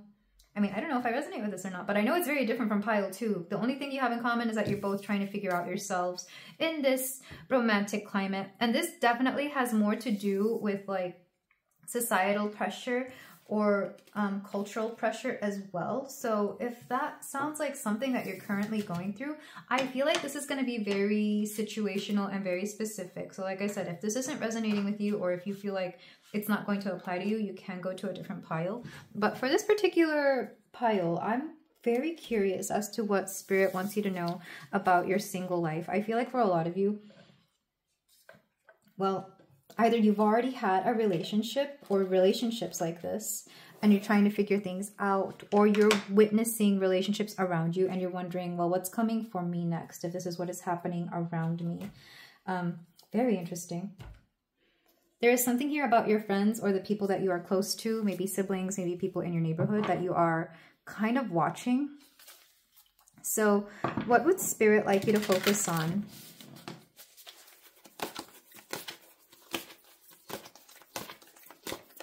Okay, you got 2 cards, 7 of coins, and the Page of Cups. Spirit wants you to focus on your self-love, but also on accepting that people are allowed to love in different ways, and that they're very much allowed to... love isn't a one type of situation for everybody, and maybe this is something new. Maybe you've learned that certain people, for example, maybe you've gotten to know people who are in very different relationships from you, a relationship that you know you never would have, but you've gotten to know people like as friends, or gotten close to people who have a specific type of way of expressing their love, affection, or relationship, and it's just really opened your eyes. And I feel like you're kind of understanding why they do the things they do. This is definitely empathy at play here. And with 7 of Pentacles, I feel like you're learning to understand the people around you and why they do the things they do. And I kind of get this because I would always be that person. Like, I was very open to the kind of people that I would befriend when I was younger. I mean, I still am, of course. I think it's just more difficult to do. But like, I'm thinking of like in high school or maybe even college, where you meet people so drastically different from you and your background that you get to know why they do the things they do. And even to this day, I'm very curious. Like, I'm very interested in like things like arranged marriages. Like maybe because I'm single and I'm to the point where like, you know what, if someone was to arrange a marriage for me, I would actually be open to it at this point. But I'm very curious about that kind of lifestyle or that kind of situation. Like, why do people go through that, or like what makes them choose it? Like, how does it work? There's something here about opening up your mind to how other people different from you are. And it doesn't necessarily mean that you're going to join them in whatever they do. It's just you understanding that different people have different lifestyles and it works out for them. Let's go ahead and get a card for what Spirit is asking you not to focus on, or to do less of, depending on what is coming through here. It's interesting. This pile doesn't really feel like it's focusing on your love life, more like on your preconceived notions of it. We have the Knight of Cups. Can I get a clarification? Because this is what not to focus on. Ace of Cups. I don't think this is Spirit asking you not to focus on romantic prospects. It's more like you're wanting Spirit to protect you from romantic prospects. I know that sounds weird because these are very positive cards. I feel like some of you could have admirers, or you could have people who like want to date you, court you, whatever, and you're just like, you're not seeing it, you don't want to, and I feel like you've kind of chosen not to. I know that seems weird, but you do have admirers, and there's even like opportunities for love for you. And out of all the piles, out of everything I thought I was going to read today, I didn't think I was going to read this. Because usually when people come to singles readings, they're like, oh, I want a partner. When am I going to find my next partner? Who am I going to date next? You are the opposite. You're just like, keep these people away from me because I am not ready and I don't want it right now. So pile 3, if that's you, that's okay. I completely understand. And I feel like you're asking spirit to keep them away from you, or you're just like not focused on that. And that's okay. That's absolutely okay. And maybe you're here to figure out why you may be feeling this way. Maybe you even have really good prospects and you're just like, I'm not feeling it. So with this in mind, what's going on with my pile 3? What do they need to focus on?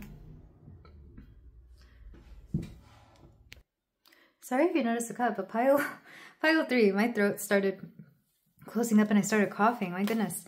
Okay, so what does Spirit want you to focus on internally? What does it want you to focus on right now in order to, I guess I'm not sure. If you want to be single, if you want to stay single, what does it want you to focus on? King of Pentacles, building your stability, understanding that stability doesn't come from anybody else, but it only comes from you. You could be trying to, this is kind of like workaholic energy where you're trying to like build your stability, build your business if you have a business, work up in your career. You're definitely trying to focus on you and your wealth, or maybe even your health here.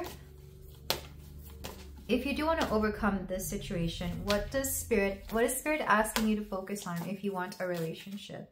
We have the 6 of Swords. Moving on, if not from things from the past, then from certain mentalities. Because, yeah, Queen of Cups reverse. There's something to be said about emotional unavailability here. Either because this is something that you grew up with, like maybe you had a very emotionally unavailable mother who couldn't really give you what you needed. Maybe your mother was also very workaholic and they wanted to focus mostly on, you know, building a life. Maybe they had to for you. But for a lot of you, you're dealing with this energy of like, anytime a little bit of emotion pops up, anytime you get too attached, you want to run away or you want to find fault with something. And I mean, that's very relatable. I very much used to be this way. But anytime you find something here that is worthwhile, you have a tendency to run away or to be afraid of it. Yeah, because I feel like we don't want to admit to ourselves that we are emotionally unavailable. But the truth is, and this is part of the reason we even attract these kinds of people, is that there's some part of us that isn't ready for commitment. Or even if we are, it's like we're not ready in its entirety. And I'm not saying that this is going to prevent you from finding somebody. It's more like, even if you do find somebody, how can you have the best possible outcome with that person in terms of keeping the relationship alive, keeping it going? I hope this is making sense, pile 3, because out of all the piles, I think this is the one that I am like most coming in and out of channeling. So I hope this is making sense. Let me get the last card. Anything else on my pile 3 needs to know and understand in terms of their dating life or their singlehood? And then these next cards are going to be like, what's next for you in love? We have the Lovers. It's like, well, no duh. I love this card. But in readings like this, where it's already about romance, it's like, well, of course we're talking about romance. But there's also something to be said here for balancing out the things you need within yourself. For a lot of you, you're going to be going on journeys, both literal and or physical, that are going to shape the person you are. You're going to see exactly what it is that you need. For example, if you are taking a physical journey, you're taking a solo trip somewhere, you're going to understand what it is that you enjoy, what you don't enjoy. And you're going to learn how to be a full, not a full person, but a complete person onto yourself, especially if you've dealt with like issues with codependency in the past. You're going to learn that being on your own, you can have just as much fun or have just as much of a fulfilling life here. And you're not going to, it's like, you know how sometimes you see couples and you envy them because you wish you also had a partner? I see that falling away from you. I see you not envying them, not hating them either. Like, you can be happy that two people are in a relationship and you may not want one yourself. But I see you being happy for people who are able to make it work, but at the same time not envying them. And I actually really, really love this because it allows you to be happy for your friends who are in partnerships, even if you yourself don't want one. Maybe some of you have had friends try to hook you up with people or try to set you up with someone, and you kind of have a hard time letting them understand that just because you're single doesn't mean you want somebody. But let's go ahead and see what's next in your love life. Pile 3, if anything. We have the Hierophant.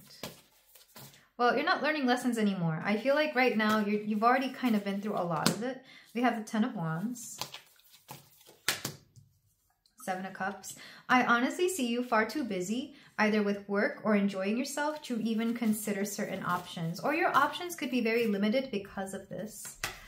And the Queen of Swords. Not only that, but you're being very discerning. And like I said, you're kind of very much in your mind right now about what it is that you want out of a relationship. Back of the deck, we have the Four of Swords reversed. Not only that, but you just don't really have the time to contemplate what's going on within your love life. That said, I feel like you're still... like you're very much wondering what it is that you want about romance, or whether you do or whether you don't. Like you're thinking a lot. There's a big re-emphasizing of what romance, relationships, and love means to you, especially physical intimacy as well. It's kind of like you're very much in your head about this, but in a good way, because you're recalibrating, readjusting, reassessing what it is that you want. Because right now you're so busy with other things that you don't have time for romance, it's giving you a time to recognize what it is that you actually want. Yeah, Four of Wands reversed and Six of Pentacles reversed, and the Magician. And believe it or not, after this period of time, you're actually going to call in exactly what it is that you need. Oh, interesting. Hermit reversed, Knight of Swords, and the Star. And I do feel like you're going to call in somebody that you weren't expecting at some point. This is a little bit more in the future, so maybe not right now, but definitely like a few weeks from now, maybe a few months. I feel like the next season for sure.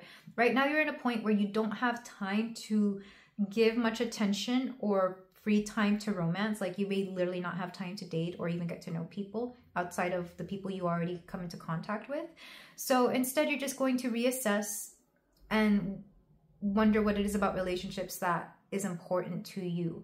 I actually kind of really love this. Some of you are definitely going on a trip, or you could travel for work, or you could, I don't know, there's something here about you being in a different physical environment, and that makes you reassess the kind of relationship or situation that you may want when it comes to your romantic life. But you're definitely focusing on your journey, on your career, on even the emotional unavailability of yourself, if you feel like that is what you have, or why you are drawn to people who are this way. But I do see, honestly, if you do end up in a relationship, because like I said, it's very much optional for you, pile 3, it's going to be very fulfilling, because you will have known yourself enough with the Queen of Swords and the Lovers here that you're going to know exactly how to handle the next relationship you are in. And it's kind of beautiful, really. I'm going to cut the deck to see what's coming up for you. Yeah, Queen of Wands. Like, regardless, you're looking hot. Regardless, you're looking very attractive. And the Pillar, Empress energy. Oh my gosh. I love this. Four of Pentacles reversed. Temperance. You're letting go of things and healing, and you're looking amazing while doing so. So there's no... Look, there's no shortage of admirers for you. That's definitely for sure with the Ace of Cups and the Knight of Cups. But right now, it's like, I don't want this right now because I'm not ready. And I think you're going to be okay with that. But at the same time, like, that doesn't mean that you're not hot, you're not single and ready to mingle. It's just, you know what you want, and right now it's not whatever's out there for you. It could just be the environment you are in. So I hope that resonates. I hope that helps, pile 3. Let's go ahead and get your closing advice, your closing statements here as well, which is interesting. This has been the most interesting pile out of all of them. I feel like you're really going through like a renaissance of not just the soul, but how you view relationships in general. So the last cards are going to be 1 card from the Lover's Oracle, maybe 2. Depends how many I shuffle. And then some channeled messages, which are meant to be romantic messages from somebody, but they could just be messages from spirit or anything else that needs to come through. You have this card. When you pass from this world, you take nothing with you but your soul and the memories you have shared with those you love. That is so beautiful. Like, I feel like a lot of you could be reminiscing or be holding on to the memories of people from the past and learning to cherish those, even if the person you were with or the situation ended up turning sour in some way. I feel like you're going to be in gratitude, like feel very grateful for what they have shown you and the things that you have gone through, pile 3. And then for channeled messages,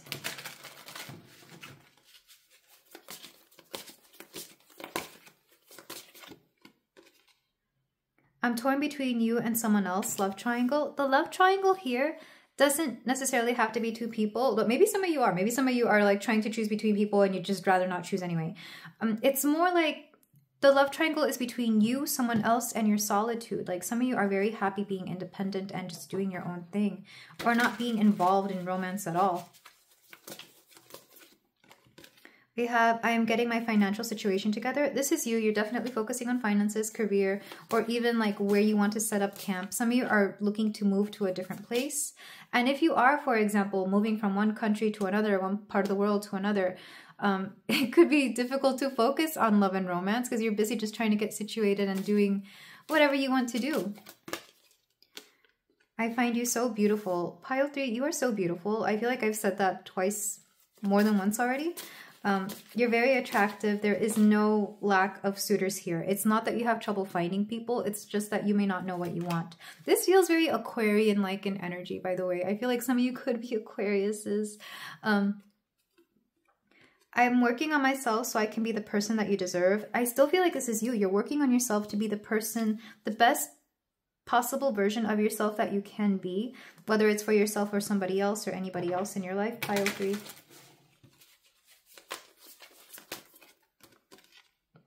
I'm jealous and possessive. Those could be some traits that maybe you're working through or maybe that you're having to heal from, whether it was your own jealousy and possessiveness or somebody else's.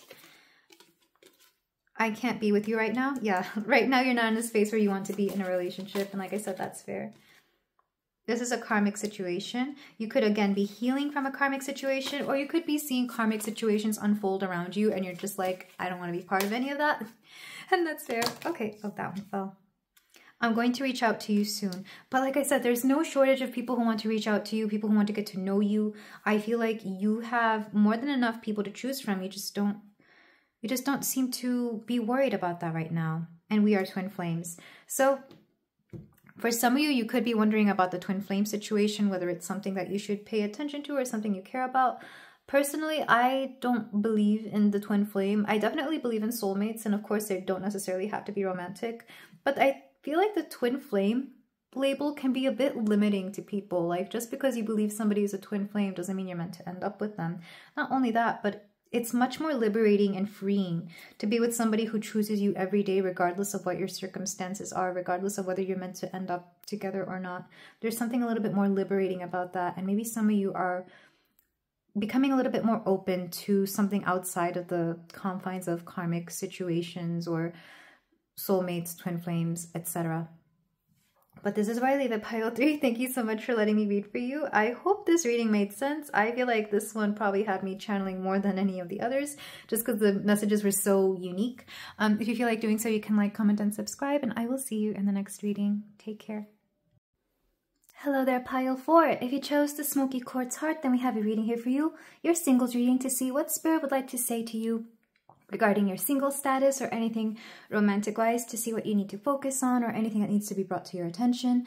And then we're going to go into the tarot to see more specifically what you may need to focus on, what is coming up next, if anything, and just anything that wants to come through.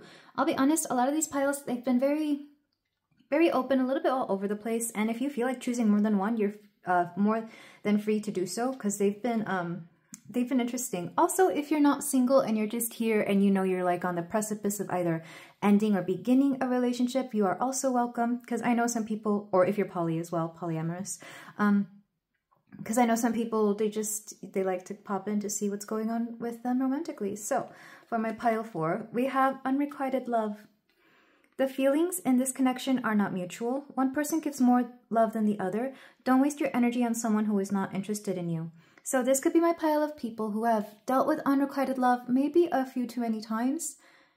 And quite honestly, I think once is one too many times. So maybe the wounds of an unrequited love could be still haunting you, or maybe they're currently haunting you depending on the situation. But there's something here about your affections not being returned. And then we have, ooh, the Knight of Swords. This is interesting because the Knight of Swords is communication. It's open communication. It's very much having your thoughts, maybe feelings, be expressed here. There's also something to be said about being honest with yourself, because I do see the Knight of Swords as, it can be honesty if we were to take it in a high vibrational way. It could also just be crap talking if we were to take it in a low vibrational way. So there's something here about unrequited love, or even the love that is not fair, is what I'm hearing. Let's say one person gives a lot more into a relationship than the other. That's another way of seeing this unrequited love card. So let's go ahead and look at the rest of your cards for my pile 4. But we're definitely dealing with the wounds of this and anything we're meant to overcome in this kind of energy.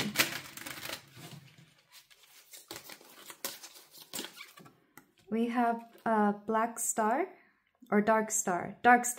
Even though there's a few songs called Black Star out there, there's one by Radiohead that I wasn't aware of. It just came to me one time, and a lovely viewer pointed that out. So that song could be important. Ironically, speaking of Radiohead, or I guess non-ironically, conveniently, Radiohead also sings the song Creep, which is very much about unrequited love. It's about wanting to be as good as somebody else and feeling like they're not worth it. So there could be some issues about unworthiness here for my pile 4. Let's get the rest of your cards.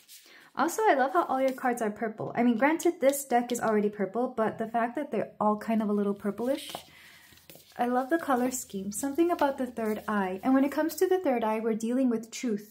This is omniscience. This is understanding that truth comes through and being comfortable with the truth, even when it hurts or when it's not convenient. So we're doing a deep dive in this pile for sure. We have the stone. And like I said, purple. You can't really, I'm not sure if you can tell, but there's definitely a little bit of purplishness in here. Something about the truth wanting to come out here. I wonder if some of you have done the whole... Like, this feels like past energy. If you've done the whole confessing your love to somebody and it was unrequited and that has somehow, like, stuck with you emotionally. And it's kind of impacting your relationships, feeling like you don't deserve the love that is being presented to you, or feeling like that love is not out there for you. We have the medallion. Yeah, because look how this hand is reaching out for that medallion, that prize, that love, if you will. It's almost like we keep reaching out and something is out of reach or out of,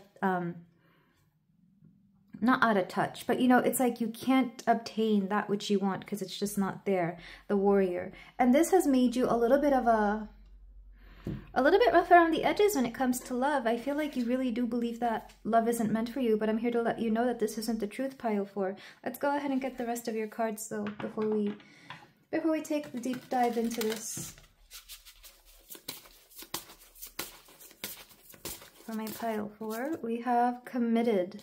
As a result, I feel like some of you might actually have commitment issues, or even if you are in a commitment, even if you do have a long-term relationship, you feel like it's somehow either not gonna last or it's going to be something that isn't meant for you.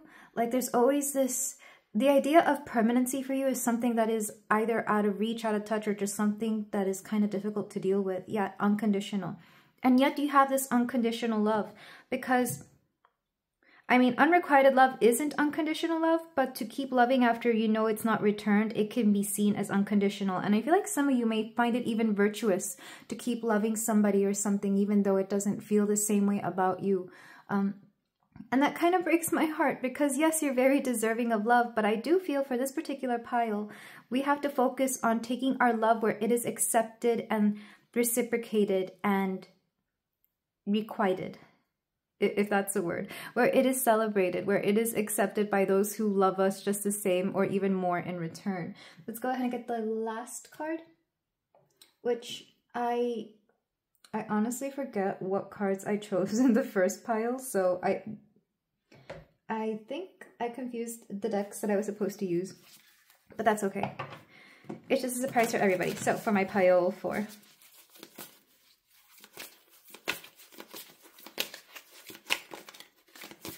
This is what happens when I do personal readings in between, like an actual channel reading for the channel. Oya, fortitude, and Santa Muerte, death. Fortitude. I'm going to read for Oya. I know she is, I want to say she is the consort of a thunder god.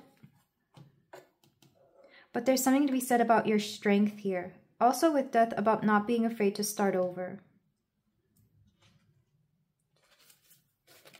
It's almost like rejection was your way of learning strength within relationships or within love.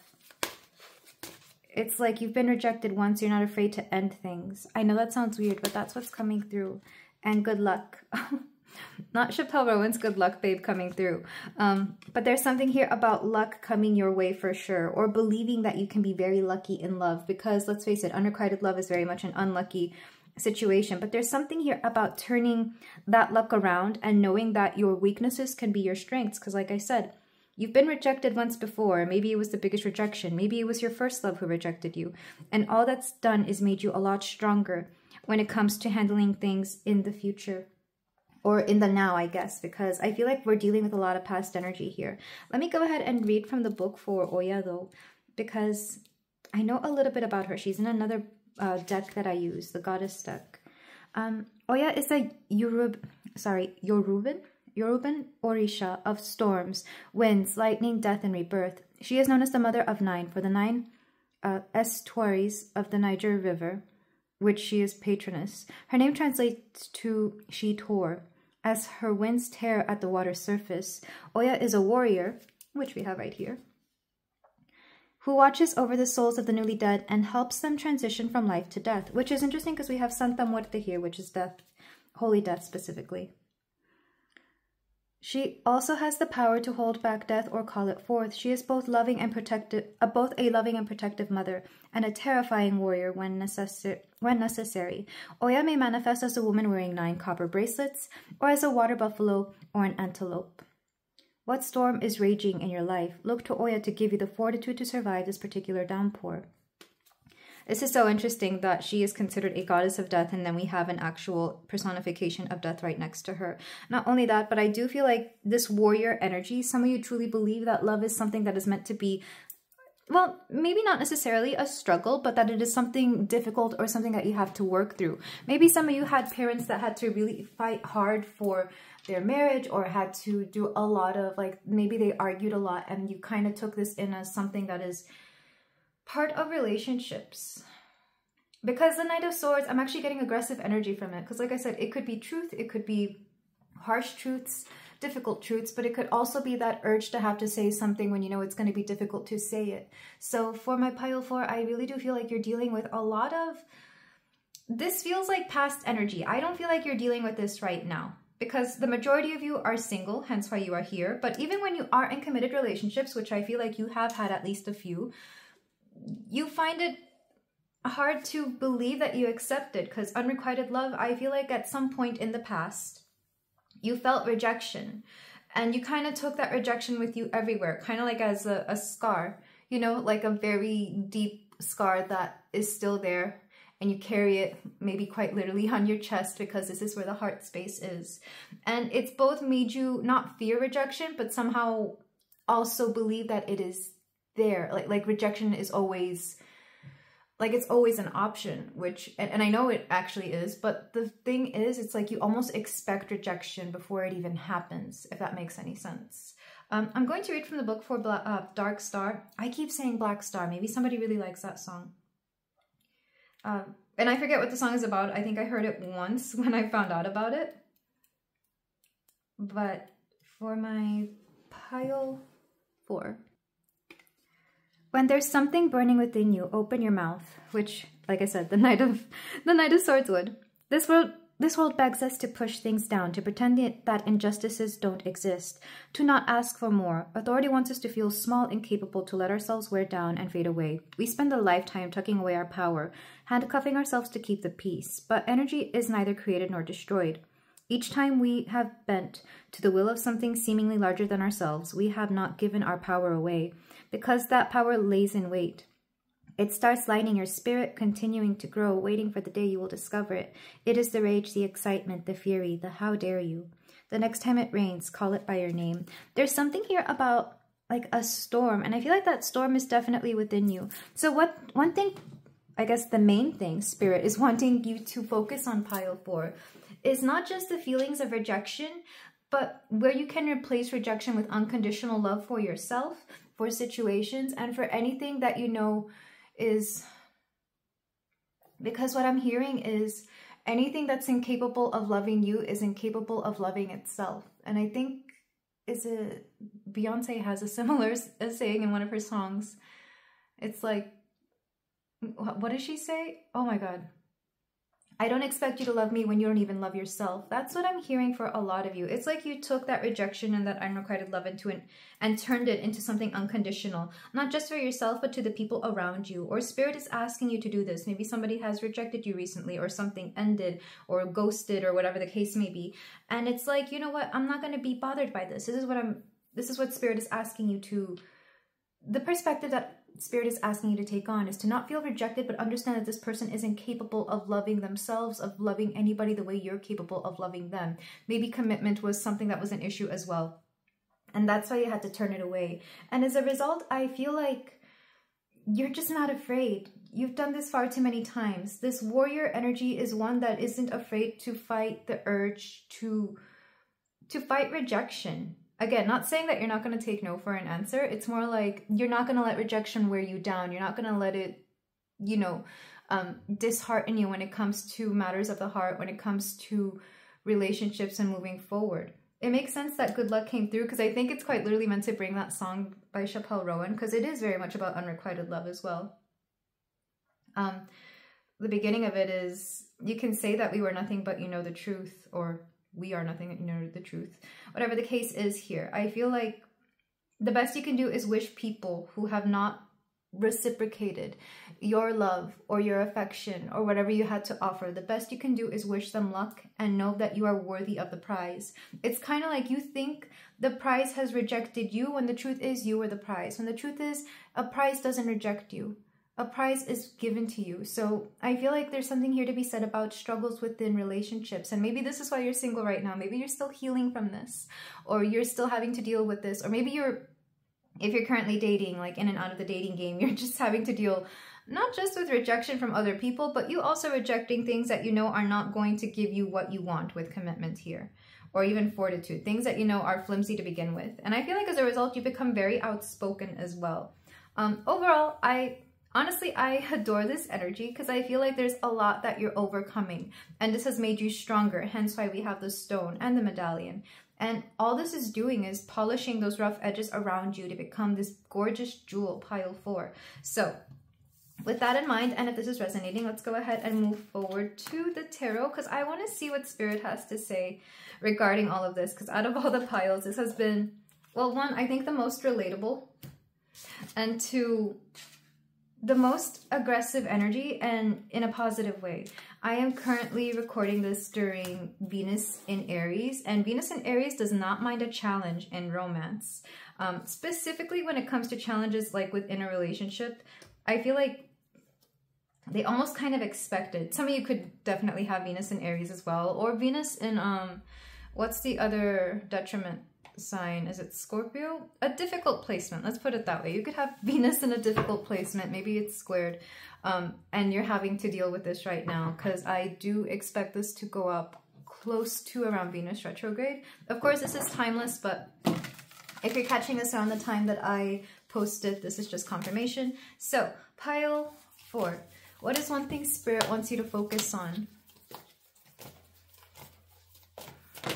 Okay, that one popped out. We also have the moon. We have the moon and the Ace of Wands. Where are you deceiving yourself? They want you to focus on where you may have been blinding yourself to certain situations because you were afraid of the truth. And I get this a lot with people who have like third eye blockages. Sometimes it's difficult to know the truth. Sometimes it just feels unbearable or even inconvenient. But we're blessed with omniscience, we're blessed with intuition for a reason.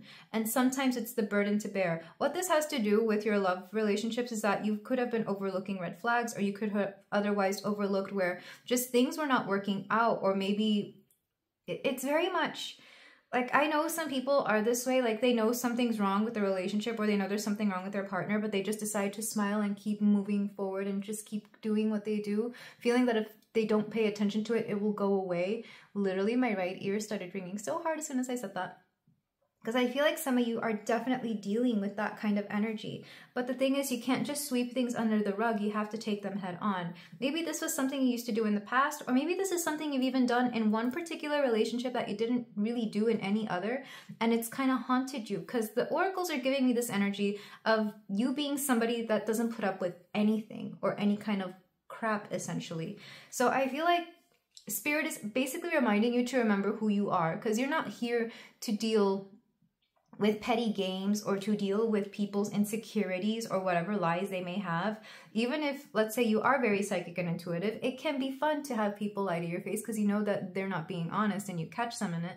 There's something here about you kind of understanding that that might be fun for a moment, but it's not meant for you. I feel like you're not meant to deal with deceptive energy here with the moon, even though and I don't like that the moon in tarot means kind of like secrets and stuff. It's more like, I love the moon so much. To me, the moon is honesty, but during a tarot reading, of course, I read it as secrets. There's also something to be said about secrets here and how it's hard to keep a secret. When you love something, you don't want to be quiet about it. Like I said, this is very much like Venus in Aries or Venus in any fire sign. Venus and fire signs have a hard time keeping quiet about the things that they love. So I feel like for a lot of you, there's something to be said about the secrets that are kept here. Let's go ahead and move on to the next card, which is what Spirit wants you to do, either do less of or to not focus on in terms of romance. We have the Sun. Can we get a clarification for this? This is usually a good card. Seven of Swords. Don't let somebody's personalities deceive you. Because some people are really good at presenting as being everything, but behind closed doors, you may not know what they're thinking. Again, there's something here about deceptive energy. It's, and again, that weird, the weird analogy, knowing that somebody isn't being honest with you and somehow feeling like you can see through them anyway. You're going to have sympathy for them anyway. That could be fine if you're dealing with like maybe a troubled child, but you're not anybody's mother here. At least not your romantic partner's mother here, pile 4. I do feel like there's been people in your past who have lied to you and they could come back around. Maybe they'd want to keep... It's kind of like, again, this whole analogy of a child who has done wrong and they want to keep coming back because it's kind of like a fun game that they play with their parents. That's kind of the energy I'm seeing here. Maybe you're dealing with a particular individual or a type of individual who is this way. Specifically people who ghost or people who just, you know, want to have fun with you physically. That's another way to take the Ace of Wands. But you're kind of done with the falsities. It's very much, oh, you know what this is? You know how some people, they kind of fake the romance just for the vibes in the bedroom? That's what I'm seeing for some of you. They get swept up in the romance. And then when the next day comes, it's like, oh, that was just an act. That was just, you know, getting caught up in the moment. For some of you, it could even be like bad habits. How some people, when they do particular substances, they act a certain way. And it's all part of the charade, if you will. And then the next day it's over because that was just something that happened, you know, that one night or just a few occurrences. This is so weird, but maybe some of you are dealing with this. Don't get swept up in this. Don't get caught up in the moment. Understand where you stand with somebody. Whatever they show you consistently is truly who they are, not what they show you every once in a while. Okay, so what is next for you in love? Let's leave this behind because I don't know what this energy is, but it definitely feels like something or someone or a type of person that maybe you used to deal with. So what's next for you in love, if anything? We have the King of Swords, cutting through the crap. I love it. You're cutting through the crap here. You're seeing things as they are, regardless of your gender. We're stepping into very masculine energy, and this is you making the decision. We went from the Knight of Swords and the Oracles to the King of Swords. You've literally up-leveled yourself here, pile 4, and you're becoming somebody who is so discerning that nothing can get past you.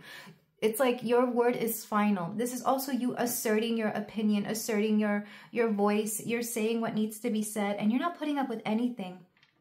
And I absolutely love this. You're stepping into this energy. And of course, another way to see this is that you could be calling in this energy. I feel like the people you attract from now on are going to be a lot more mature and logical and sensitive even, because all the kings upright in their healthiest modes are a little bit of everything unto themselves.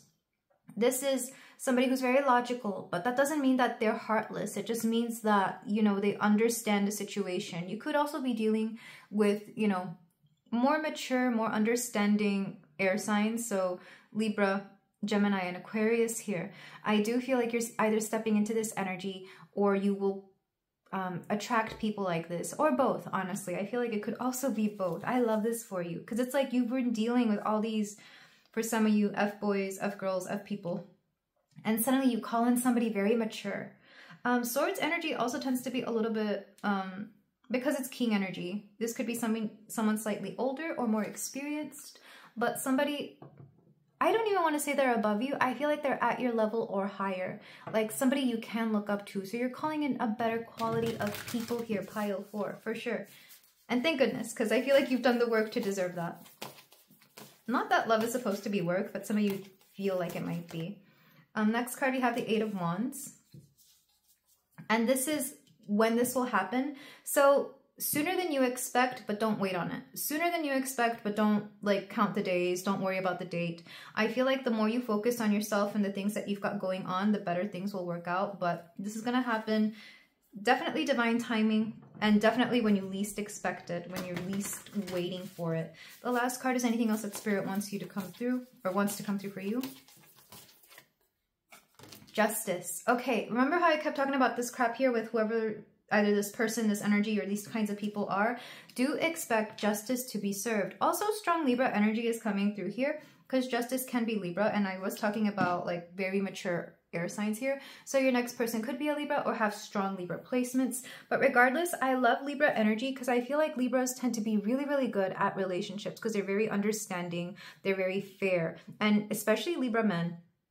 Absolutely adore them. I feel like they tend to understand women or women's energy a lot better, regardless of their preferences and even regardless of whatever's going on here. But take that only if it resonates. Of course, you do not have to be into men or have a Libra man here. But I feel like for a lot of you, we're dealing with wrongs being righted, like things being fair. Things are balancing out, especially within the next 8 weeks or 8 months, depending on how long this is and how long it's going on.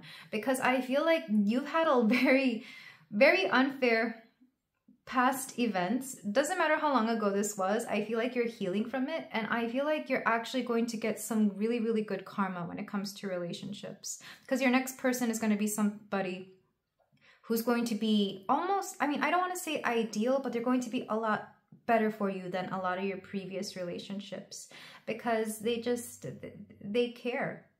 Like, the King of Swords energy is coming through as a very caring person. And I usually get that more from like the King of Cups, but it's a little bit of both here.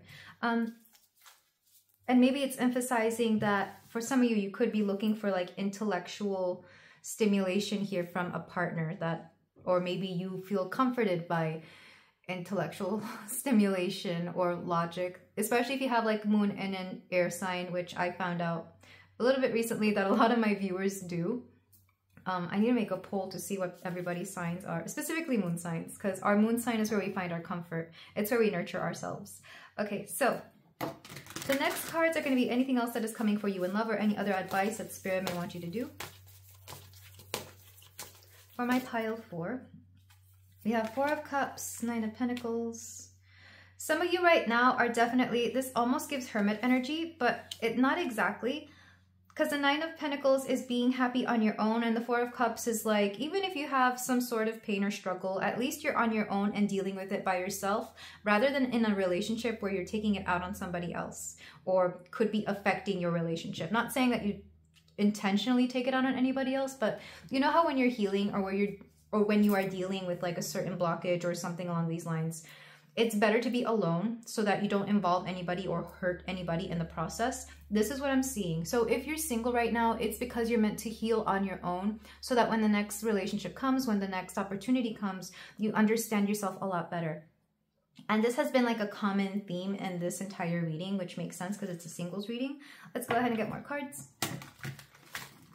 I love this pile. I feel like the issues and subject matter of this one has been the more difficult, but it's something that is necessary because, I mean, who hasn't dealt with heartbreak? And not just any heartbreak, but the unrequited love.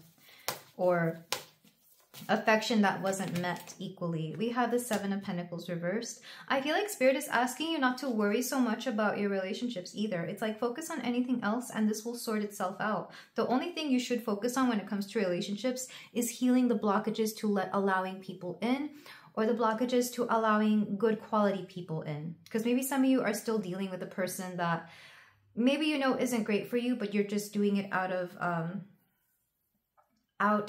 habit or out of whatever may be keeping you bound to them. I'm trying to come up with a word, but I feel like some of you, like I said, if you're at the end stages of a relationship, you could just be dealing with like loose ends or like a messy ending or something along those lines. Take that as it resonates. You're meant to focus on you right now.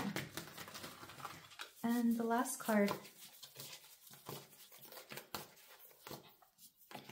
we have the Five of Swords. I'm hearing don't engage. It's very much an energy of being conflict-free. If something is difficult, if something is meant to be a conflict, step out of it. Or don't worry about it.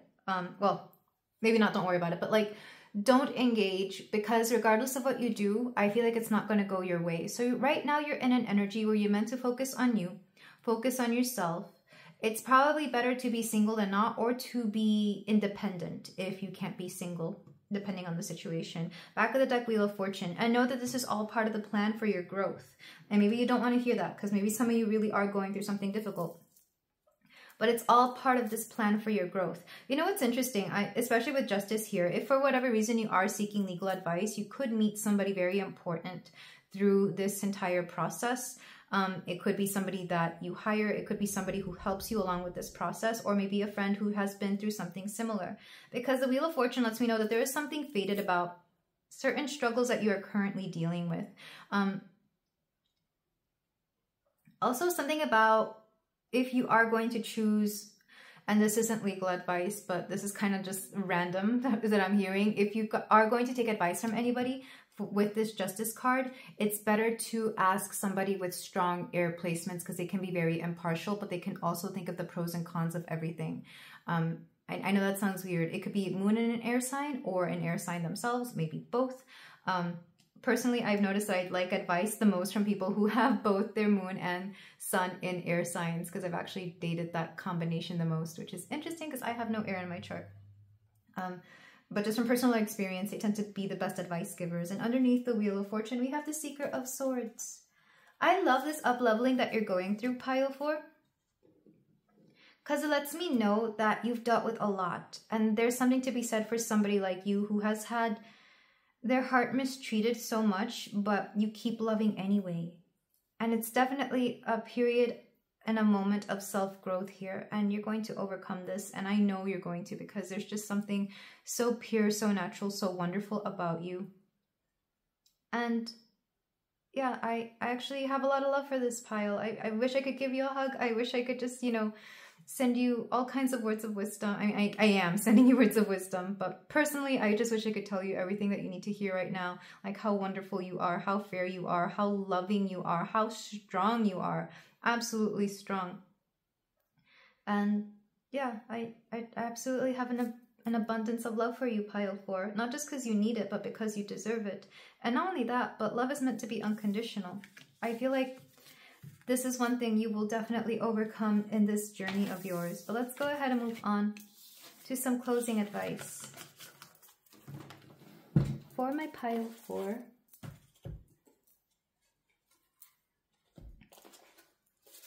We have the Lover's Oracle.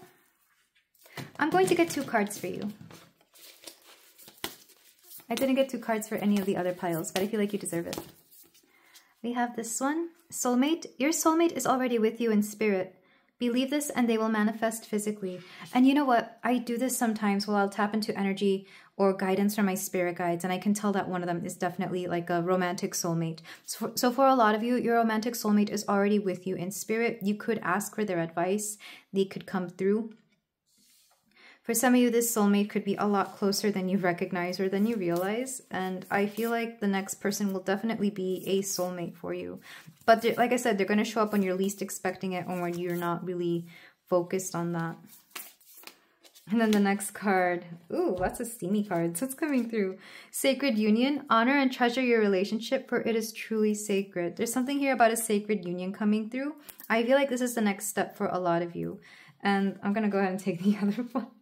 Passion. A magnetic and seductive quality surrounds you at present. Enjoy it. Your next relationship could start off as something very passionate. Maybe it was meant to be just something casual or something to, quote, quote, blow off steam. But then it ends up being something a lot more, a little bit deep. Man, I'm trying not to say innuendo here.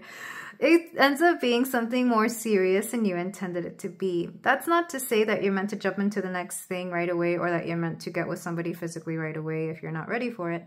But with this next one, I feel like it's going to be something very powerful. It's going to be something very magnetic, and it's going to be something hard to ignore as well, because you're going to be trying to ignore it. I'll be honest, Pile 4, I feel like after all of this, you may not even care so much for relationships. You're just wanting to heal from the past and heal the wounds. And instead you end up with something and someone who is like everything that you've needed.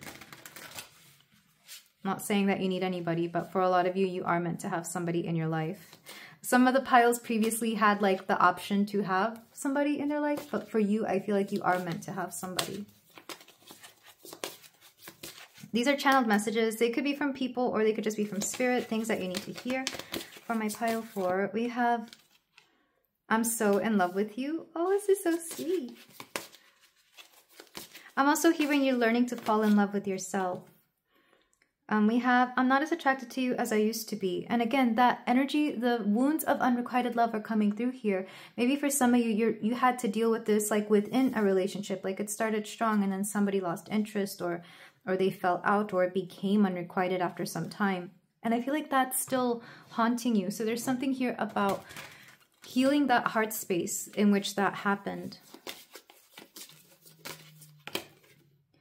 How am I supposed to be okay when you've overtaken every thought? Something about obsessive feelings or obsessive thoughts is coming through here as well. Some of you could be Scorpios or have strong Scorpio placements. I think about us growing old together.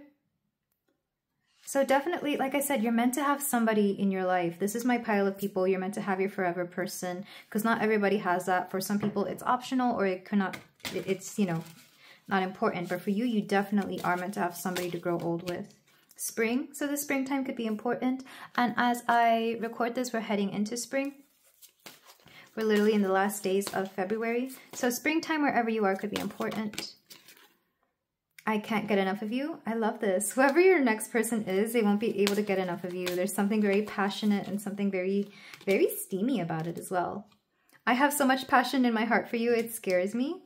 It wouldn't surprise me if they were like instantly attracted and maybe like they would have, there's like a patience here for you is what I'm feeling. It's mostly them for you. So they're going to have a lot of patience for you to heal and to come around to them. You're so familiar to me, as if we've known each other for a long time. And I think what's going to scare you about this next connection that is coming up is that you're afraid that you're going to lose this person, or that this person is going to lose interest in you the way somebody in the past used to. But that is the one main thing that you're going to heal throughout this entire journey, is knowing that love can very much be requited, and that somebody can adore you as much as you adore them. And I feel like that's going to be your end game here. This is going to be your forever person, or there's going to be something that they do that's going to show you that this is exactly who they are. And as I'm tapping into this energy, it makes me want to cry because it's so beautiful. And I feel like you're going to get the best reward after going through so much in heartbreak. Pile 4, back of the deck. From the moment I saw you, I knew you were the one. Yeah, they're going to know as soon as they see you. And you're not going to have to do anything. Just focus on you. Focus on the healing. Focus on whatever needs to come through for you, Pile 4. And this will just show up. This person, they're going to be something special for you. And it's weird because not many of the other piles had a specific person coming through, but you did. So, yeah. Oh my gosh. I'm so happy for you, Pile 4. All the struggles that you've gone through. It's going to be worth it, but this is where I leave it. Thank you so much for letting me read for you, Pile 4. If you want to claim any of this positive energy, go ahead and do so in the comments below. And if you feel like doing so, you can like, comment, and subscribe. I will see you in the next reading. Take care. Hello there, pile 5. If you chose the black shungite heart, then we have your singles reading here for you today. We're going to be looking at what spirit would like you to focus on while you are single, anything that is preventing you from opening up or blossoming in your love life. Okay, pile 5, I'm not sure if you noticed. It's kind of off camera, but my candle just kind of, the wick popped a little bit. Oh, I don't know if there's a problem, but like it's smoking off to the side. This is so interesting. Okay, let's take that as a sign. Anything that spirit would like you to focus on right now while you are single. Anything that you're meant to work on right now while you're single. And this is open for anybody who is currently either not in a relationship. It could be you're at the end or about to begin a relationship, like somewhere in the in-between phase, or even if you're in a quote situationship and you're technically single. This is for you. I try to leave this as open as possible. But even if you are in a relationship, I'm not going to tell anybody. Or you could be open in an open relationship, poly, whatever the case is. But let's go ahead and look at your oracles to see what's going on. We have the 8 of Coins. And self-love. I love me. Accepting and loving yourself is key in either attracting or maintaining a healthy relationship. Focus on what makes you unique without comparing yourself to others. You are unconditionally loved by the universe. And by other people as well, pile 5. I feel like you don't even understand or know the amount of people who just pour their love into you without you even realizing. Even if it's just admiring from a distance or admiring, you know, in silence. Whatever it is that you do. With the 8 of Pentacles, I do get a very... Either you're going through this right now or you're about to come into this where you're going to be very satisfied with life. Like you're going to reap the rewards of quote self-love.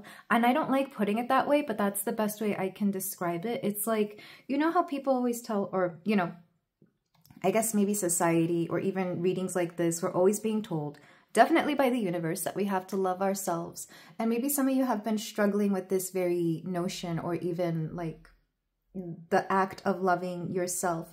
But I feel like you're actually making progress in this and that you are going to get physical proof that loving yourself leads to a better life, that it will lead to something better, either through how people react around you, how the world just opens up for you, or just feeling great about being very content with yourself, especially in singlehood. Like I said, this is very much open to anybody who is something other than single, let's put it that way. And even if you are within a relationship, even if you are in, you know, some sort of complicated situation, whatever you want to call it, loving yourself is going to pay off in the long run because it makes you value yourself. The 8 of Pentacles is the rewards card, let's put it that way. Like it's reaping what you've sown. It's your abundant card. It's all the work you've put into something, it's what you get out of it. And this is very much what I'm getting for you, pile 5. So I love that energy. Let's go ahead and get the rest of your oracles. We have Morana, Endurance. Very strong earthy energy here, because endurance makes me think of Taurus or any other sign that is good with endurance. We have Dagger. The Pilgrim. Oh, you got 2 of these. And the Unseen. Oh, interesting. I'm going to read from the book for the Pilgrim because I always get it confused with the Pioneer. We have Superstar. Oh, I love this. A lot of you are about to step into an energy where people are just pouring their love into you. Like, I don't know what other way to say it. Because the Superstar does make me think of the Star card in the tarot. So there is also something to be said here about hope. We have Devoted. And Seeking Pleasure. So a lot of these cards actually came out in previous piles, and if you see a card from a previous pile, this could just be confirmation. I have to censor this one. So I definitely feel like better times are ahead for you, regardless of whether you want romance or not. And this is definitely a case of the best relationship you will ever have is with yourself. Maybe some of you are tired of hearing that. Maybe some of you are just kind of not understanding, or maybe you had like a struggle with that very mentality. But this is definitely physical, visual, audible proof that like you're going to be receiving proof of this, essentially, is what I'm hearing. Like you're going to live this out. You're not just going to hear about it. You're not just going to make that a goal. You're going to see exactly why the relationship with yourself is going to be the best thing you'll ever have. Because it's going to be the world showing up for you in ways that you didn't think it could. This is definitely like a miracles kind of situation as well, because you devoted a lot of time to being the best version of yourself, to taking care of your body, taking care of your mental health, taking care of your finances, your living situation, the life you want to cultivate and create. There's a beautiful energy here of you being in this energy where you, especially with this dagger card, that you're not putting up with anything that doesn't vibe with you. You're not really here for anything that is making your life difficult, complicated, or otherwise just not what you don't want it to be. This is very much you being in control of yourself. The signs, the astrological signs I'm getting for this particular pile are all the fixed signs. So Aquarius, Taurus, Leo, and Scorpio. I'm literally seeing the Wheel of Fortune, which is, again, all the fixed signs. And I feel like because you've dedicated so much to your own success, to your own development of character, to seeking pleasure, not just, you know, the romantic kind, not just the 18+ kind. This is very much you seeking pleasure in everyday life, in the beauty of things. Like, I feel like you wake up certain days and you just decide to treat yourself out to whatever you need, to whatever you want, and being okay with that. Because maybe in the past you used to rely on other people to take you out for things. If there's been any sort of codependency in the past, I do see you falling away from that. It's learning to be in love with yourself, alone by yourself. But if people want to show up and give you that same love, you're okay with that as well, because you're not shutting anything out.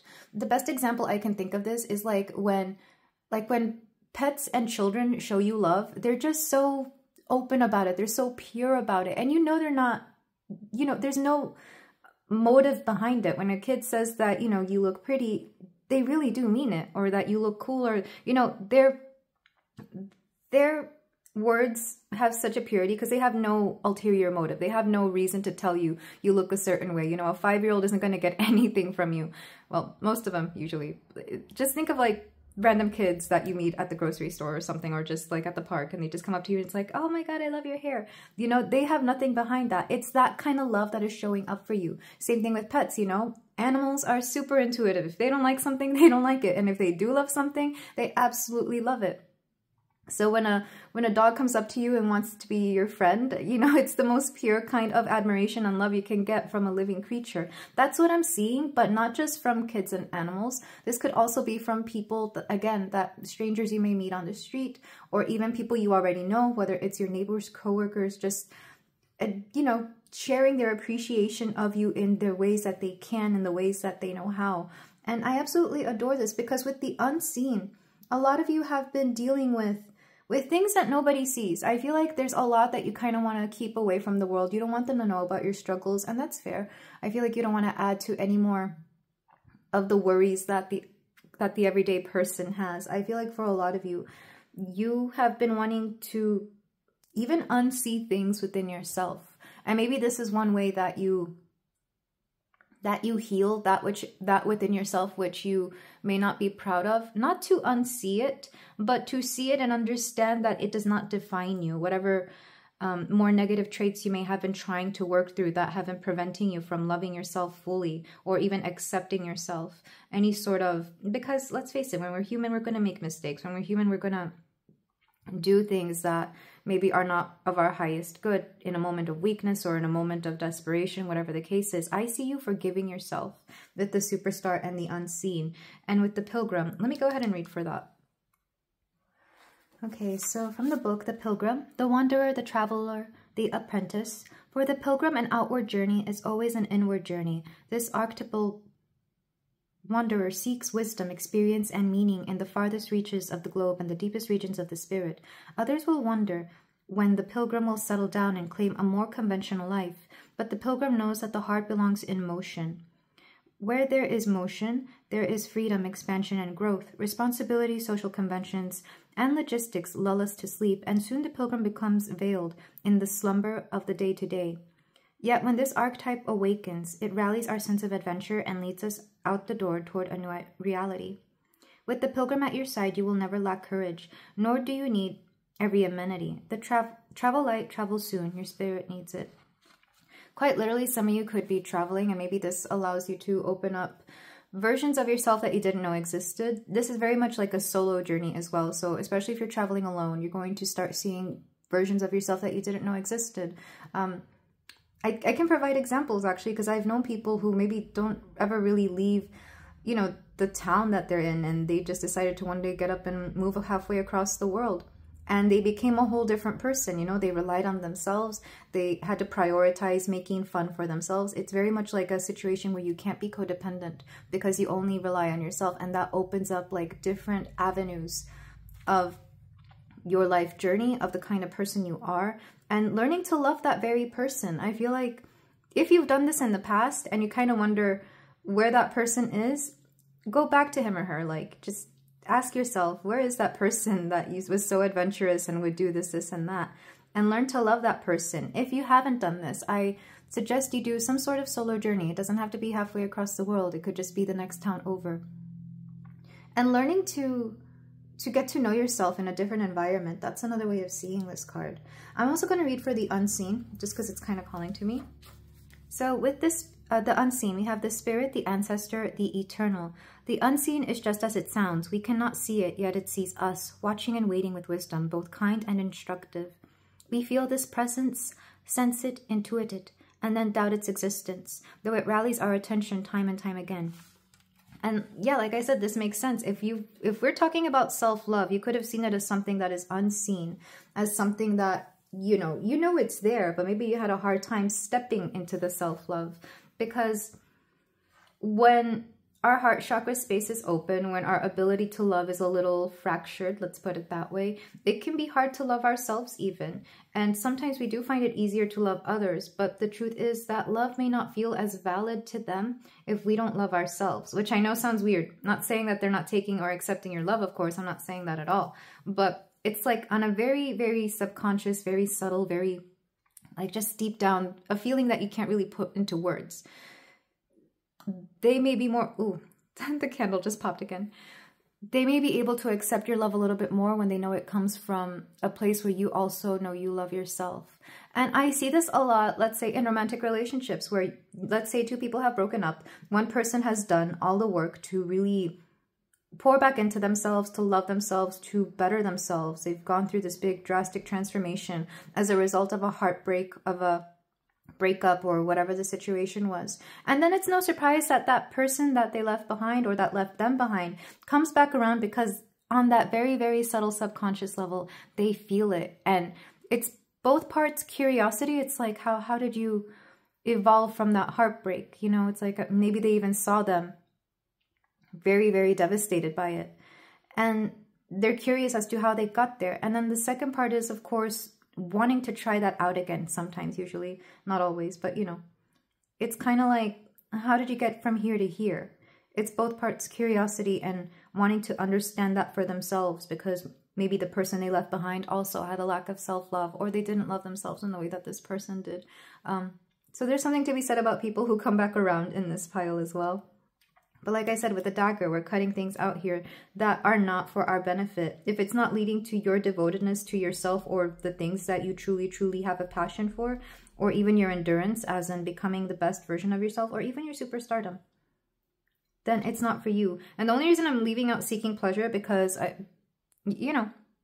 I feel like it's easy to have fun with people from the past, but if that also comes with added baggage or added drama or added things that are just not good for you, I don't think it's worth it. Because we are learning to seek pleasure in the things that give us joy, that add life to us, that add a lot of beautiful things to us. And honestly, Pile 5, I love this reading for you.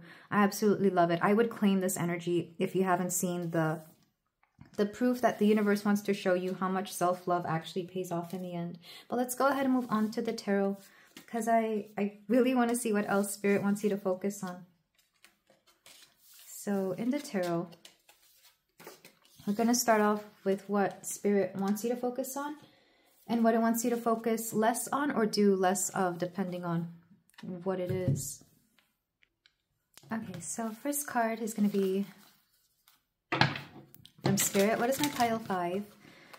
What do they need to focus on? Okay, you get 2. We have this star and the moon reversed. Like I said, people are just showing how much they adore you.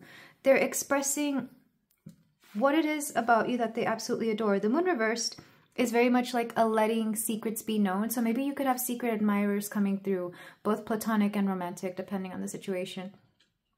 Because with the star, I feel like you have to really focus on what makes you shine, what makes you happy, what gives you hope.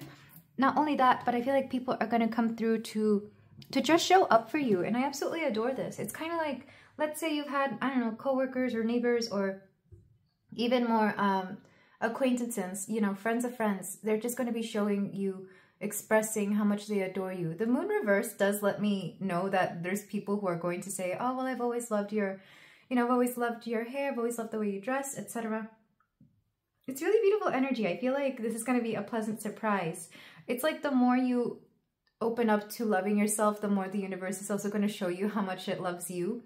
Another way of seeing this with the moon reversed, I feel like people really open up to you emotionally, because the moon upright, it's those feelings that we keep hidden. It's those feelings that we don't feel like we need to express to anybody, because it's true, you know, our feelings are our own business. But in this case, I feel like people are either opening up to you emotionally, or you could open up to people emotionally. There's something to be said about vulnerability here that people absolutely adore about you. And this is something you are meant to embrace, especially if you're somebody who's really good at giving advice, or if you work in any sort of field where being vulnerable is of the essence. Like, I'm thinking of psychology, of course, but I'm also thinking of people who work in the healthcare industry, because it's not just about what is physically ailing you. It can also be something emotionally or internally, mentally.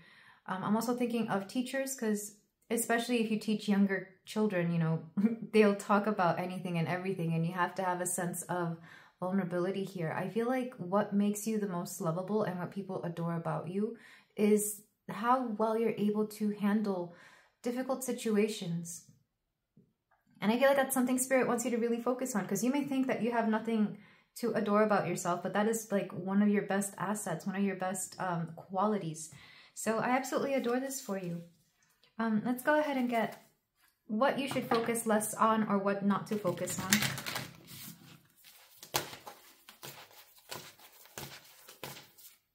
We have the Queen of Cups reversed. For those of you who came from a childhood where you had an emotionally unavailable parent, don't worry so much that you're going to end up like them, or that you are somehow not capable of... There's several things. I'm getting mother wounds here for sure, or father wounds if your father was the more emotional one. There's something here to be said about you somehow feeling that because you didn't have the best childhood or the best examples, that you can't be that very thing to other people. For example, if you yourself want to be a parent, you feel like you can't be a parent because maybe your parent wasn't that great. Another way of seeing this would be just losing touch with your feminine side. I feel like Spirit wants you to embrace your feminine side, regardless of your gender here, regardless of what may have gone on. I feel like you're a little too hard on yourself when it comes to your past, or maybe what you feel you may have lacked in the past. Because I do feel a lot of you didn't have the best examples growing up, but that doesn't mean you yourself cannot be the best example for other people as well. I feel like you can. Your past does not define you. That is very much a thing that is coming through in this pile as well. And I feel like I absolutely adore this, because you can find, you know, you can find mother figures in anybody. It could be, you know, maybe somebody who's well known, or a celebrity, or, you know, a really important figure. It could be in the people around you. It could be in anybody else. And I feel like a lot of you are very hard on yourselves when it comes to your past, because the Queen of Cups reversed is an emotionally unavailable woman, or emotionally unavailable feminine side. And maybe some of you, especially in the past, there's something to be said about fearing your emotions, or feeling like you can't express them in a healthy way. So Spirit wants you to let go of the notion that because you've had, you know, maybe difficulties with your mother or mother figure, that you yourself can't be the most nurturing mother figure or father figure, depending on your gender, that you can be. I think the way that I see this the most be expressed is people who don't want children because they themselves didn't have like the best examples of a parent. And here's the thing, regardless of who you had as parents growing up, if you want children, you can have them. That is up to you and shouldn't be defined by what you grew up with, because the person you've worked hard to be now is so much more different from the person that you were as a child. So Take that if it resonates. That's just an example for people out there who I feel needed to hear it. But of course, this doesn't mean that you are meant to have children if you really don't want them. But let's go ahead and move on to what is up next for you in romance. And it's kind of weird. I almost forgot this was a romance reading. I almost forgot this was about being single.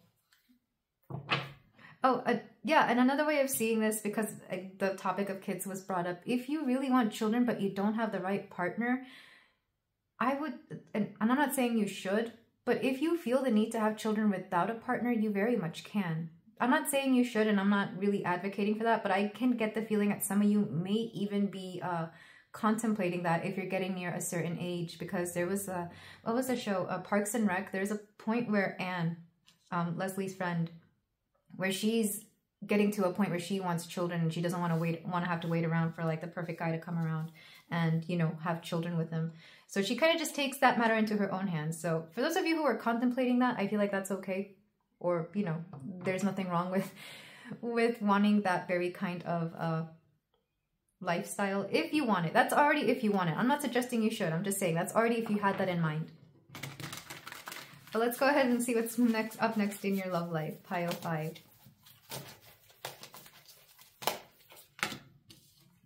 The Knight of Pentacles. Okay, so like I said, I feel like this pile, you may technically be single, but maybe you are dating around, or maybe you have somebody in mind that has kind of been in the works for some time. I'm getting stronger situationship energy here for you, because with Pentacles, this is somebody who's a lot more steady, stable, and a lot more consistent than the others. So maybe you are casually seeing somebody. If you are technically in a relationship, it could be something very casual, something very, you know, there's like no sense of commitment. I feel like there is somebody here who wants to stick around and be with you. Take that as it resonates. If you don't already have somebody like this, there could be somebody like this coming toward you soon, where you begin things very, maybe even for practical reasons. Maybe you just hang out every so often because you do something that you both like to do. Take that as it resonates. It could be something 18 plus. It could just be hanging out. It could literally be a friend. And I do see something starting off rather slowly, but also surely. Lots of earth energy in this pile for sure. So Taurus, Virgo, Capricorn, this person could be of these signs. Because it's a knight, again, either they're somebody relatively new, somebody who is pursuing you. They could also be a little bit less experienced or younger, or whatever the case may be here. Somebody who either you or they feel is not up to your level, but they want to be around regardless. So this is very interesting. You do not have to accept this person if you don't want, but I'm not getting anything negative from this person. It's more like they want to feel things out, because it's possible that they could have come from the same energy that you did, where they're learning to love themselves, but they kind of also want to have somebody around. Again, for practical reasons. Anything else that my pile 5 needs to know and understand? Another way of seeing this, though, if this is more you, if you are the Knight of Pentacles here, you could be taking things very slowly in every facet of romance and relationships. We have Judgment reversed. I'm not surprised. And the Tower. Oh, we're definitely gonna clarify that Tower. Okay, so with Judgment reversed and the Tower, and especially if this Knight of Pentacles is somebody that is already in your life. Oh, and the Queen of Cups reversed. Okay, so I am seeing like a relationship here. Like I said, this is for those of you who are in like either situationship, something non-committal. You're technically single, hence why you are here, but you're dealing with somebody.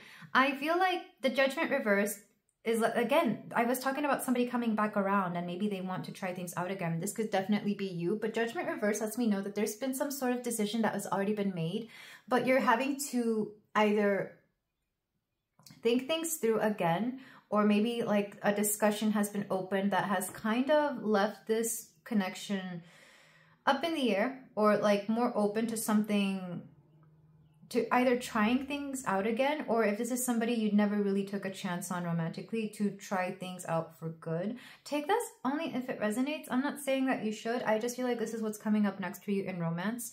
And you could see this as a test if you wanted to, but I also see you kind of making your mind up about this. With the Tower, though, I feel like there's something outside of your control that is going to come through in this particular situation. Let me go ahead and get a clarifier for the Tower here.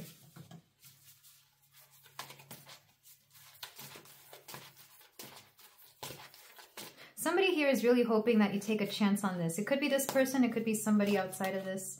We have the Queen of Pentacles. Yeah. Quite literally, somebody from your past or somebody that maybe you, again, something casual, somebody who was never really a partner for you, somebody who was never really something solid, is deciding that you're something solid all of a sudden. And if you don't trust it, I don't blame you, because it just does seem to come out of nowhere. Because the Queen of Pentacles, this is you being the queen, essentially, pile 5, regardless of your gender. I'm putting you in queen energy for this reading, because they see how much you nurture. They see how you, you definitely grow a lot of stability, whether that's literal, like whether that's money, whether that's your assets, whether that's just the comfort and nurture and care that you give towards people. You're really good at this. And I feel like this person is finally acknowledging that you do. Either that's why they've always stuck around, or that's why they're coming back around, depending on where your situation is at. And I feel like this kind of comes out of nowhere, and you definitely question it. And like I said, for some of you, this could be a test to your self-love, or a test from the universe to see where you stand with this person. This is so interesting, because I didn't really see a scenario play out this directly in any of the other piles. I'm going to go ahead and get more cards regarding the situation. Like, what is this meant to bring about? What is this meant to do for you, pile 5? Like I said, I almost forgot this was a romantic situation, or a romantic reading. We have the Two of Swords. I don't think you want to hear it. Either you don't want to hear it, or if you do, you may take a while to respond. We have the High Priestess. Touch. Listen to your intuition. Why did I say touch? Listen to your intuition. I was going to say touch your intuition. I'm like, wait, that doesn't make sense. Something about touch could be important here. And the Sun. Oh my goodness. Okay, back of the deck. King of Pentacles. If this person does not want to be your King of Pentacles, why bother? I feel like they should already be there, because we have the Knight, the Queen, and the King of Pentacles. Oh, this is so interesting. It could literally be that you could be choosing between two people, and one person is definitely more a knight and the other person is definitely more a king. And I'm not here to tell you who you should choose, but I think it should be a little bit more obvious that a king would be better here. Or if it's just one person, they have to be in this king energy in order to be of any value to you. And I'm not saying this because, you know, I don't think you're that superficial in that you truly want somebody to take how do I put this? It's not that you're trying to be judgmental about this person, but you really do need somebody to be at your level, not just to be fair, but because all the work that you've done on yourself, pile 5, you need somebody who is also at that level, somebody who's also done the work, somebody who's also been through what you've been through, and at the very least understands the decisions that you have to make, whether they are difficult or not. So there's something to be said here about experience. Maybe this person is less experienced than you, regardless of age or whatever's going on with them. Definitely emotional maturity is a big thing here. And it's quite possible that this person, they may stick around and you may even adore the crap out of them. But if they're not ready to be the person that you need them to be, then it's not meant to be. Because with the Two of Swords, I see you holding back communication. And I don't think you really want to, but I feel like you have to put distance between you and this person, because maybe this person has said things before that didn't really come true. Or maybe they're more all talk than they are action. Because even though Pentacles energy is action, it can also be making a lot of plans but not really seeing them through, because it's kind of like you can have the blueprint, but if the building isn't there, then it's just a blueprint. With the High Priestess and the Sun, definitely trust in yourself. Trust that you will do good by yourself. I don't know why the High Priestess is coming through as trust here, but when we trust our intuition, we tend to lead more fulfilling and more aligned lives with what we are meant to do here. So I absolutely love this advice. Also, pile 5, you've had the most major arcana in this reading. We literally have 2, 3, 4, 5, 6 cards out of... How many cards do I have out here? Like 10? I did draw extras, but still. It's kind of crazy how you are definitely in alignment, to the point where if anybody comes along that doesn't have any pure good or solid intentions, you're not going to give them the time of day. And you're not even going to feel bad about not giving them the time of day. Because I feel like whoever this Knight of Pentacles is, either they're going to level up to be this King of Pentacles, or you're going to let them fall behind, because it's not your job to bring them up to a place where you've been. You've done the work on yourself. You've learned to love yourself. You've taken care of yourself. This person has to meet you there as well. And I feel like if they just think that you're going to do everything for yourself and they're just going to come along for the ride, they've got you all wrong here, pile 5. Underneath this, we have the 6 of Swords. And the 8 of Pentacles again, 5 of Pentacles. You're not going to be in any environment that makes you feel less than anymore. You refuse. And this is beautiful. And this is a beautiful thing to do. You're not going to go back to anything that makes you feel smaller. You're not going to go back to anything that asks you to be less than you are. And why would you? Why would anybody in their right mind do that very thing for anybody? That's what I'm getting. Like, the way you have self-actualized yourself in recent, I don't know, months, years, or even the energy you will step into rather soon. It's quite amazing how much you've transformed. People will not really recognize you going forward. You're going to shine a lot more as well. That even if you ever do have a tower moment or a judgment moment, whatever the case is, you are not going to be, it's not going to bring you down. Like, it's going to take more than just a tower moment to bring you down, pile 5. You know how to handle them because you know yourself. And I absolutely love this energy for you. If you feel like this isn't you just yet or now, I would claim this, because your past does not define you. It's all about knowing who you are, both in this moment and also knowing who you used to be in the past. I'm hearing from the song, A Whole New World, the Aladdin song. I'm like a shooting star. I've come so far. I can't go back to where I used to be. In every sense of that phrase. I absolutely love that for you. So let's go ahead and move on to some closing advice. So what's up next for you in love? Either someone's going to measure up to what you need to be, or they're going to fall off to the wayside, and that's fair. If somebody wants to come back around, they're not going to come back around with that foolishness, or you're going to let them go with no remorse. Because, like I said, Queen of Cups reversed, you could have been very emotionally attached in the past, but now it's like you have to be attached on a soul level as well. You have to be attached with dignity. For my pile 5, ooh, okay. We have a very lusty, passionate card here. Passion, a magnetic and seductive quality surrounds you at present. Enjoy it. I'm not surprised, because I was getting that a lot of you are becoming very sensually liberated recently.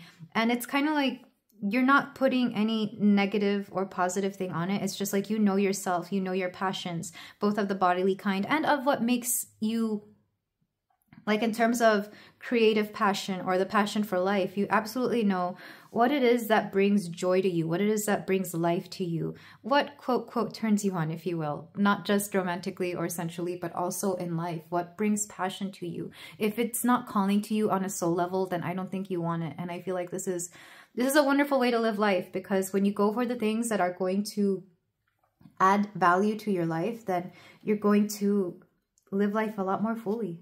I absolutely love that for you, pile 5. I'm also going to get this card because it's been screaming at me since like last night. Like, I've been looking at it for the past few days, even though I keep shuffling this deck.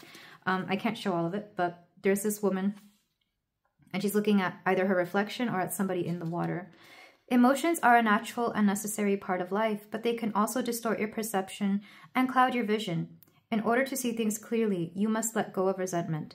And that's that Queen of Cups card reversed. I feel like that's why it's been coming through. It's like, yes, be in touch with your emotions. But if your emotions are preventing you from making proper decisions, or decisions that are going to be better for you, yourself, your life, and the people you love around you, then it might be time to detach or to be in a more neutral space. The best example I can show for that, and this happens a lot when I do, you know, card readings for myself, tarot readings for myself. It's hard for people to do them for themselves because we're very emotionally involved in the subject matter that we are trying to read for. So I have to be in a very, very, very neutral space. Like, I have to be so neutral, so zen, so outside of my own body, if you will, in order to be able to read for myself. That's why it's easy for me to read for other people. But when it comes to myself, I don't always trust myself. And for a lot of you, you're kind of dealing with that same energy when it comes to either a particular person or situation. So there's something to be said about detachment, not just letting go of resentment, but also detaching and seeing things on a very neutral level, which I know might be difficult. Maybe you don't want to see your ex in a neutral level, but once you do, you're going to be open to what is the best course of action to take with them. But take that only if it resonates, pile 5. Let's go ahead and get some channeled messages. This could be from either your person or from the universe or from spirit or from the people around you who just have wonderful things to say about you. So pile 5. I have so much passion in my heart for you. It scares me. Like I said, there's something to be said about passion here. Because I think you're redefining what passion is to you.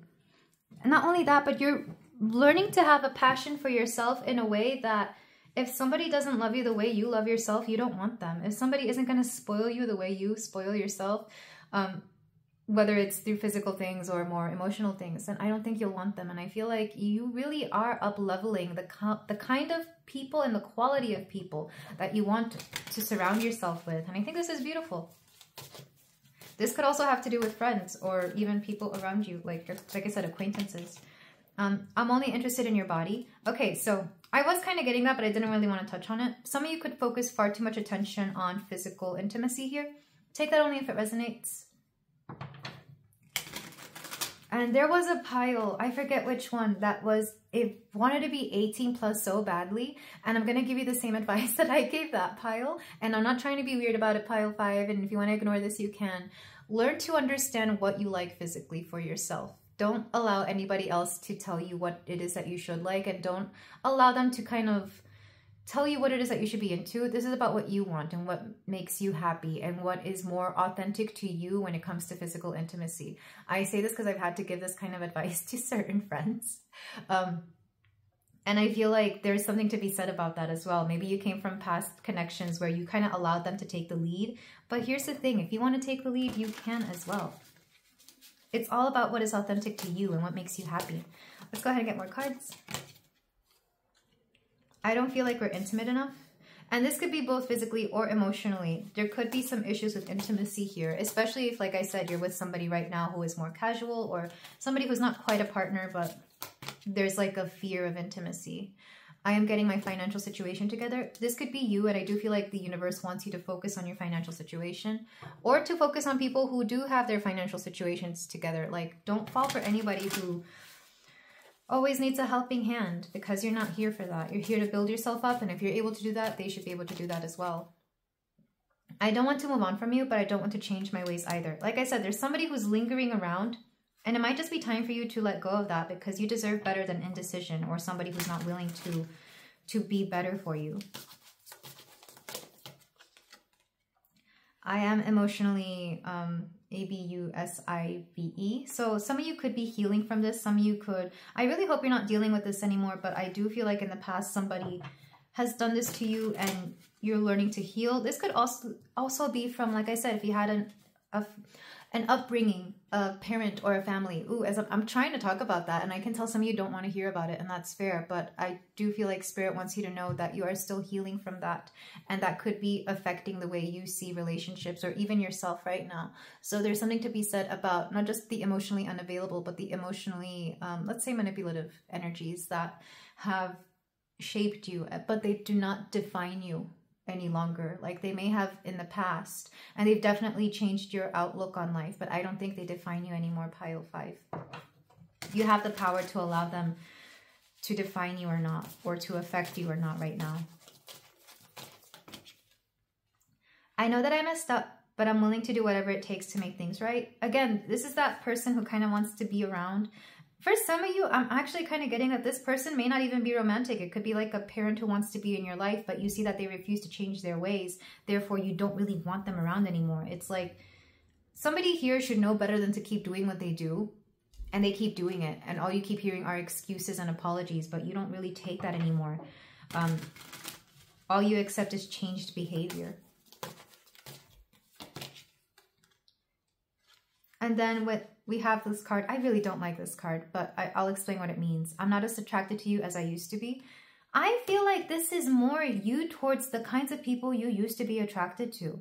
I feel like, especially if you had people who maybe in the past were were fun in some regards, or were really romantic, or they had good aspects to them, but then they also had very negative aspects, or they would do things that just made you not feel great. I feel like you're learning to be less attracted to that energy, which is wonderful. It's like if you can see, you know, a toxic ex as less attractive, whether it's physically, emotionally, personality-wise, whatever the case is, I feel like you're learning to be less attracted to the people who have done you wrong.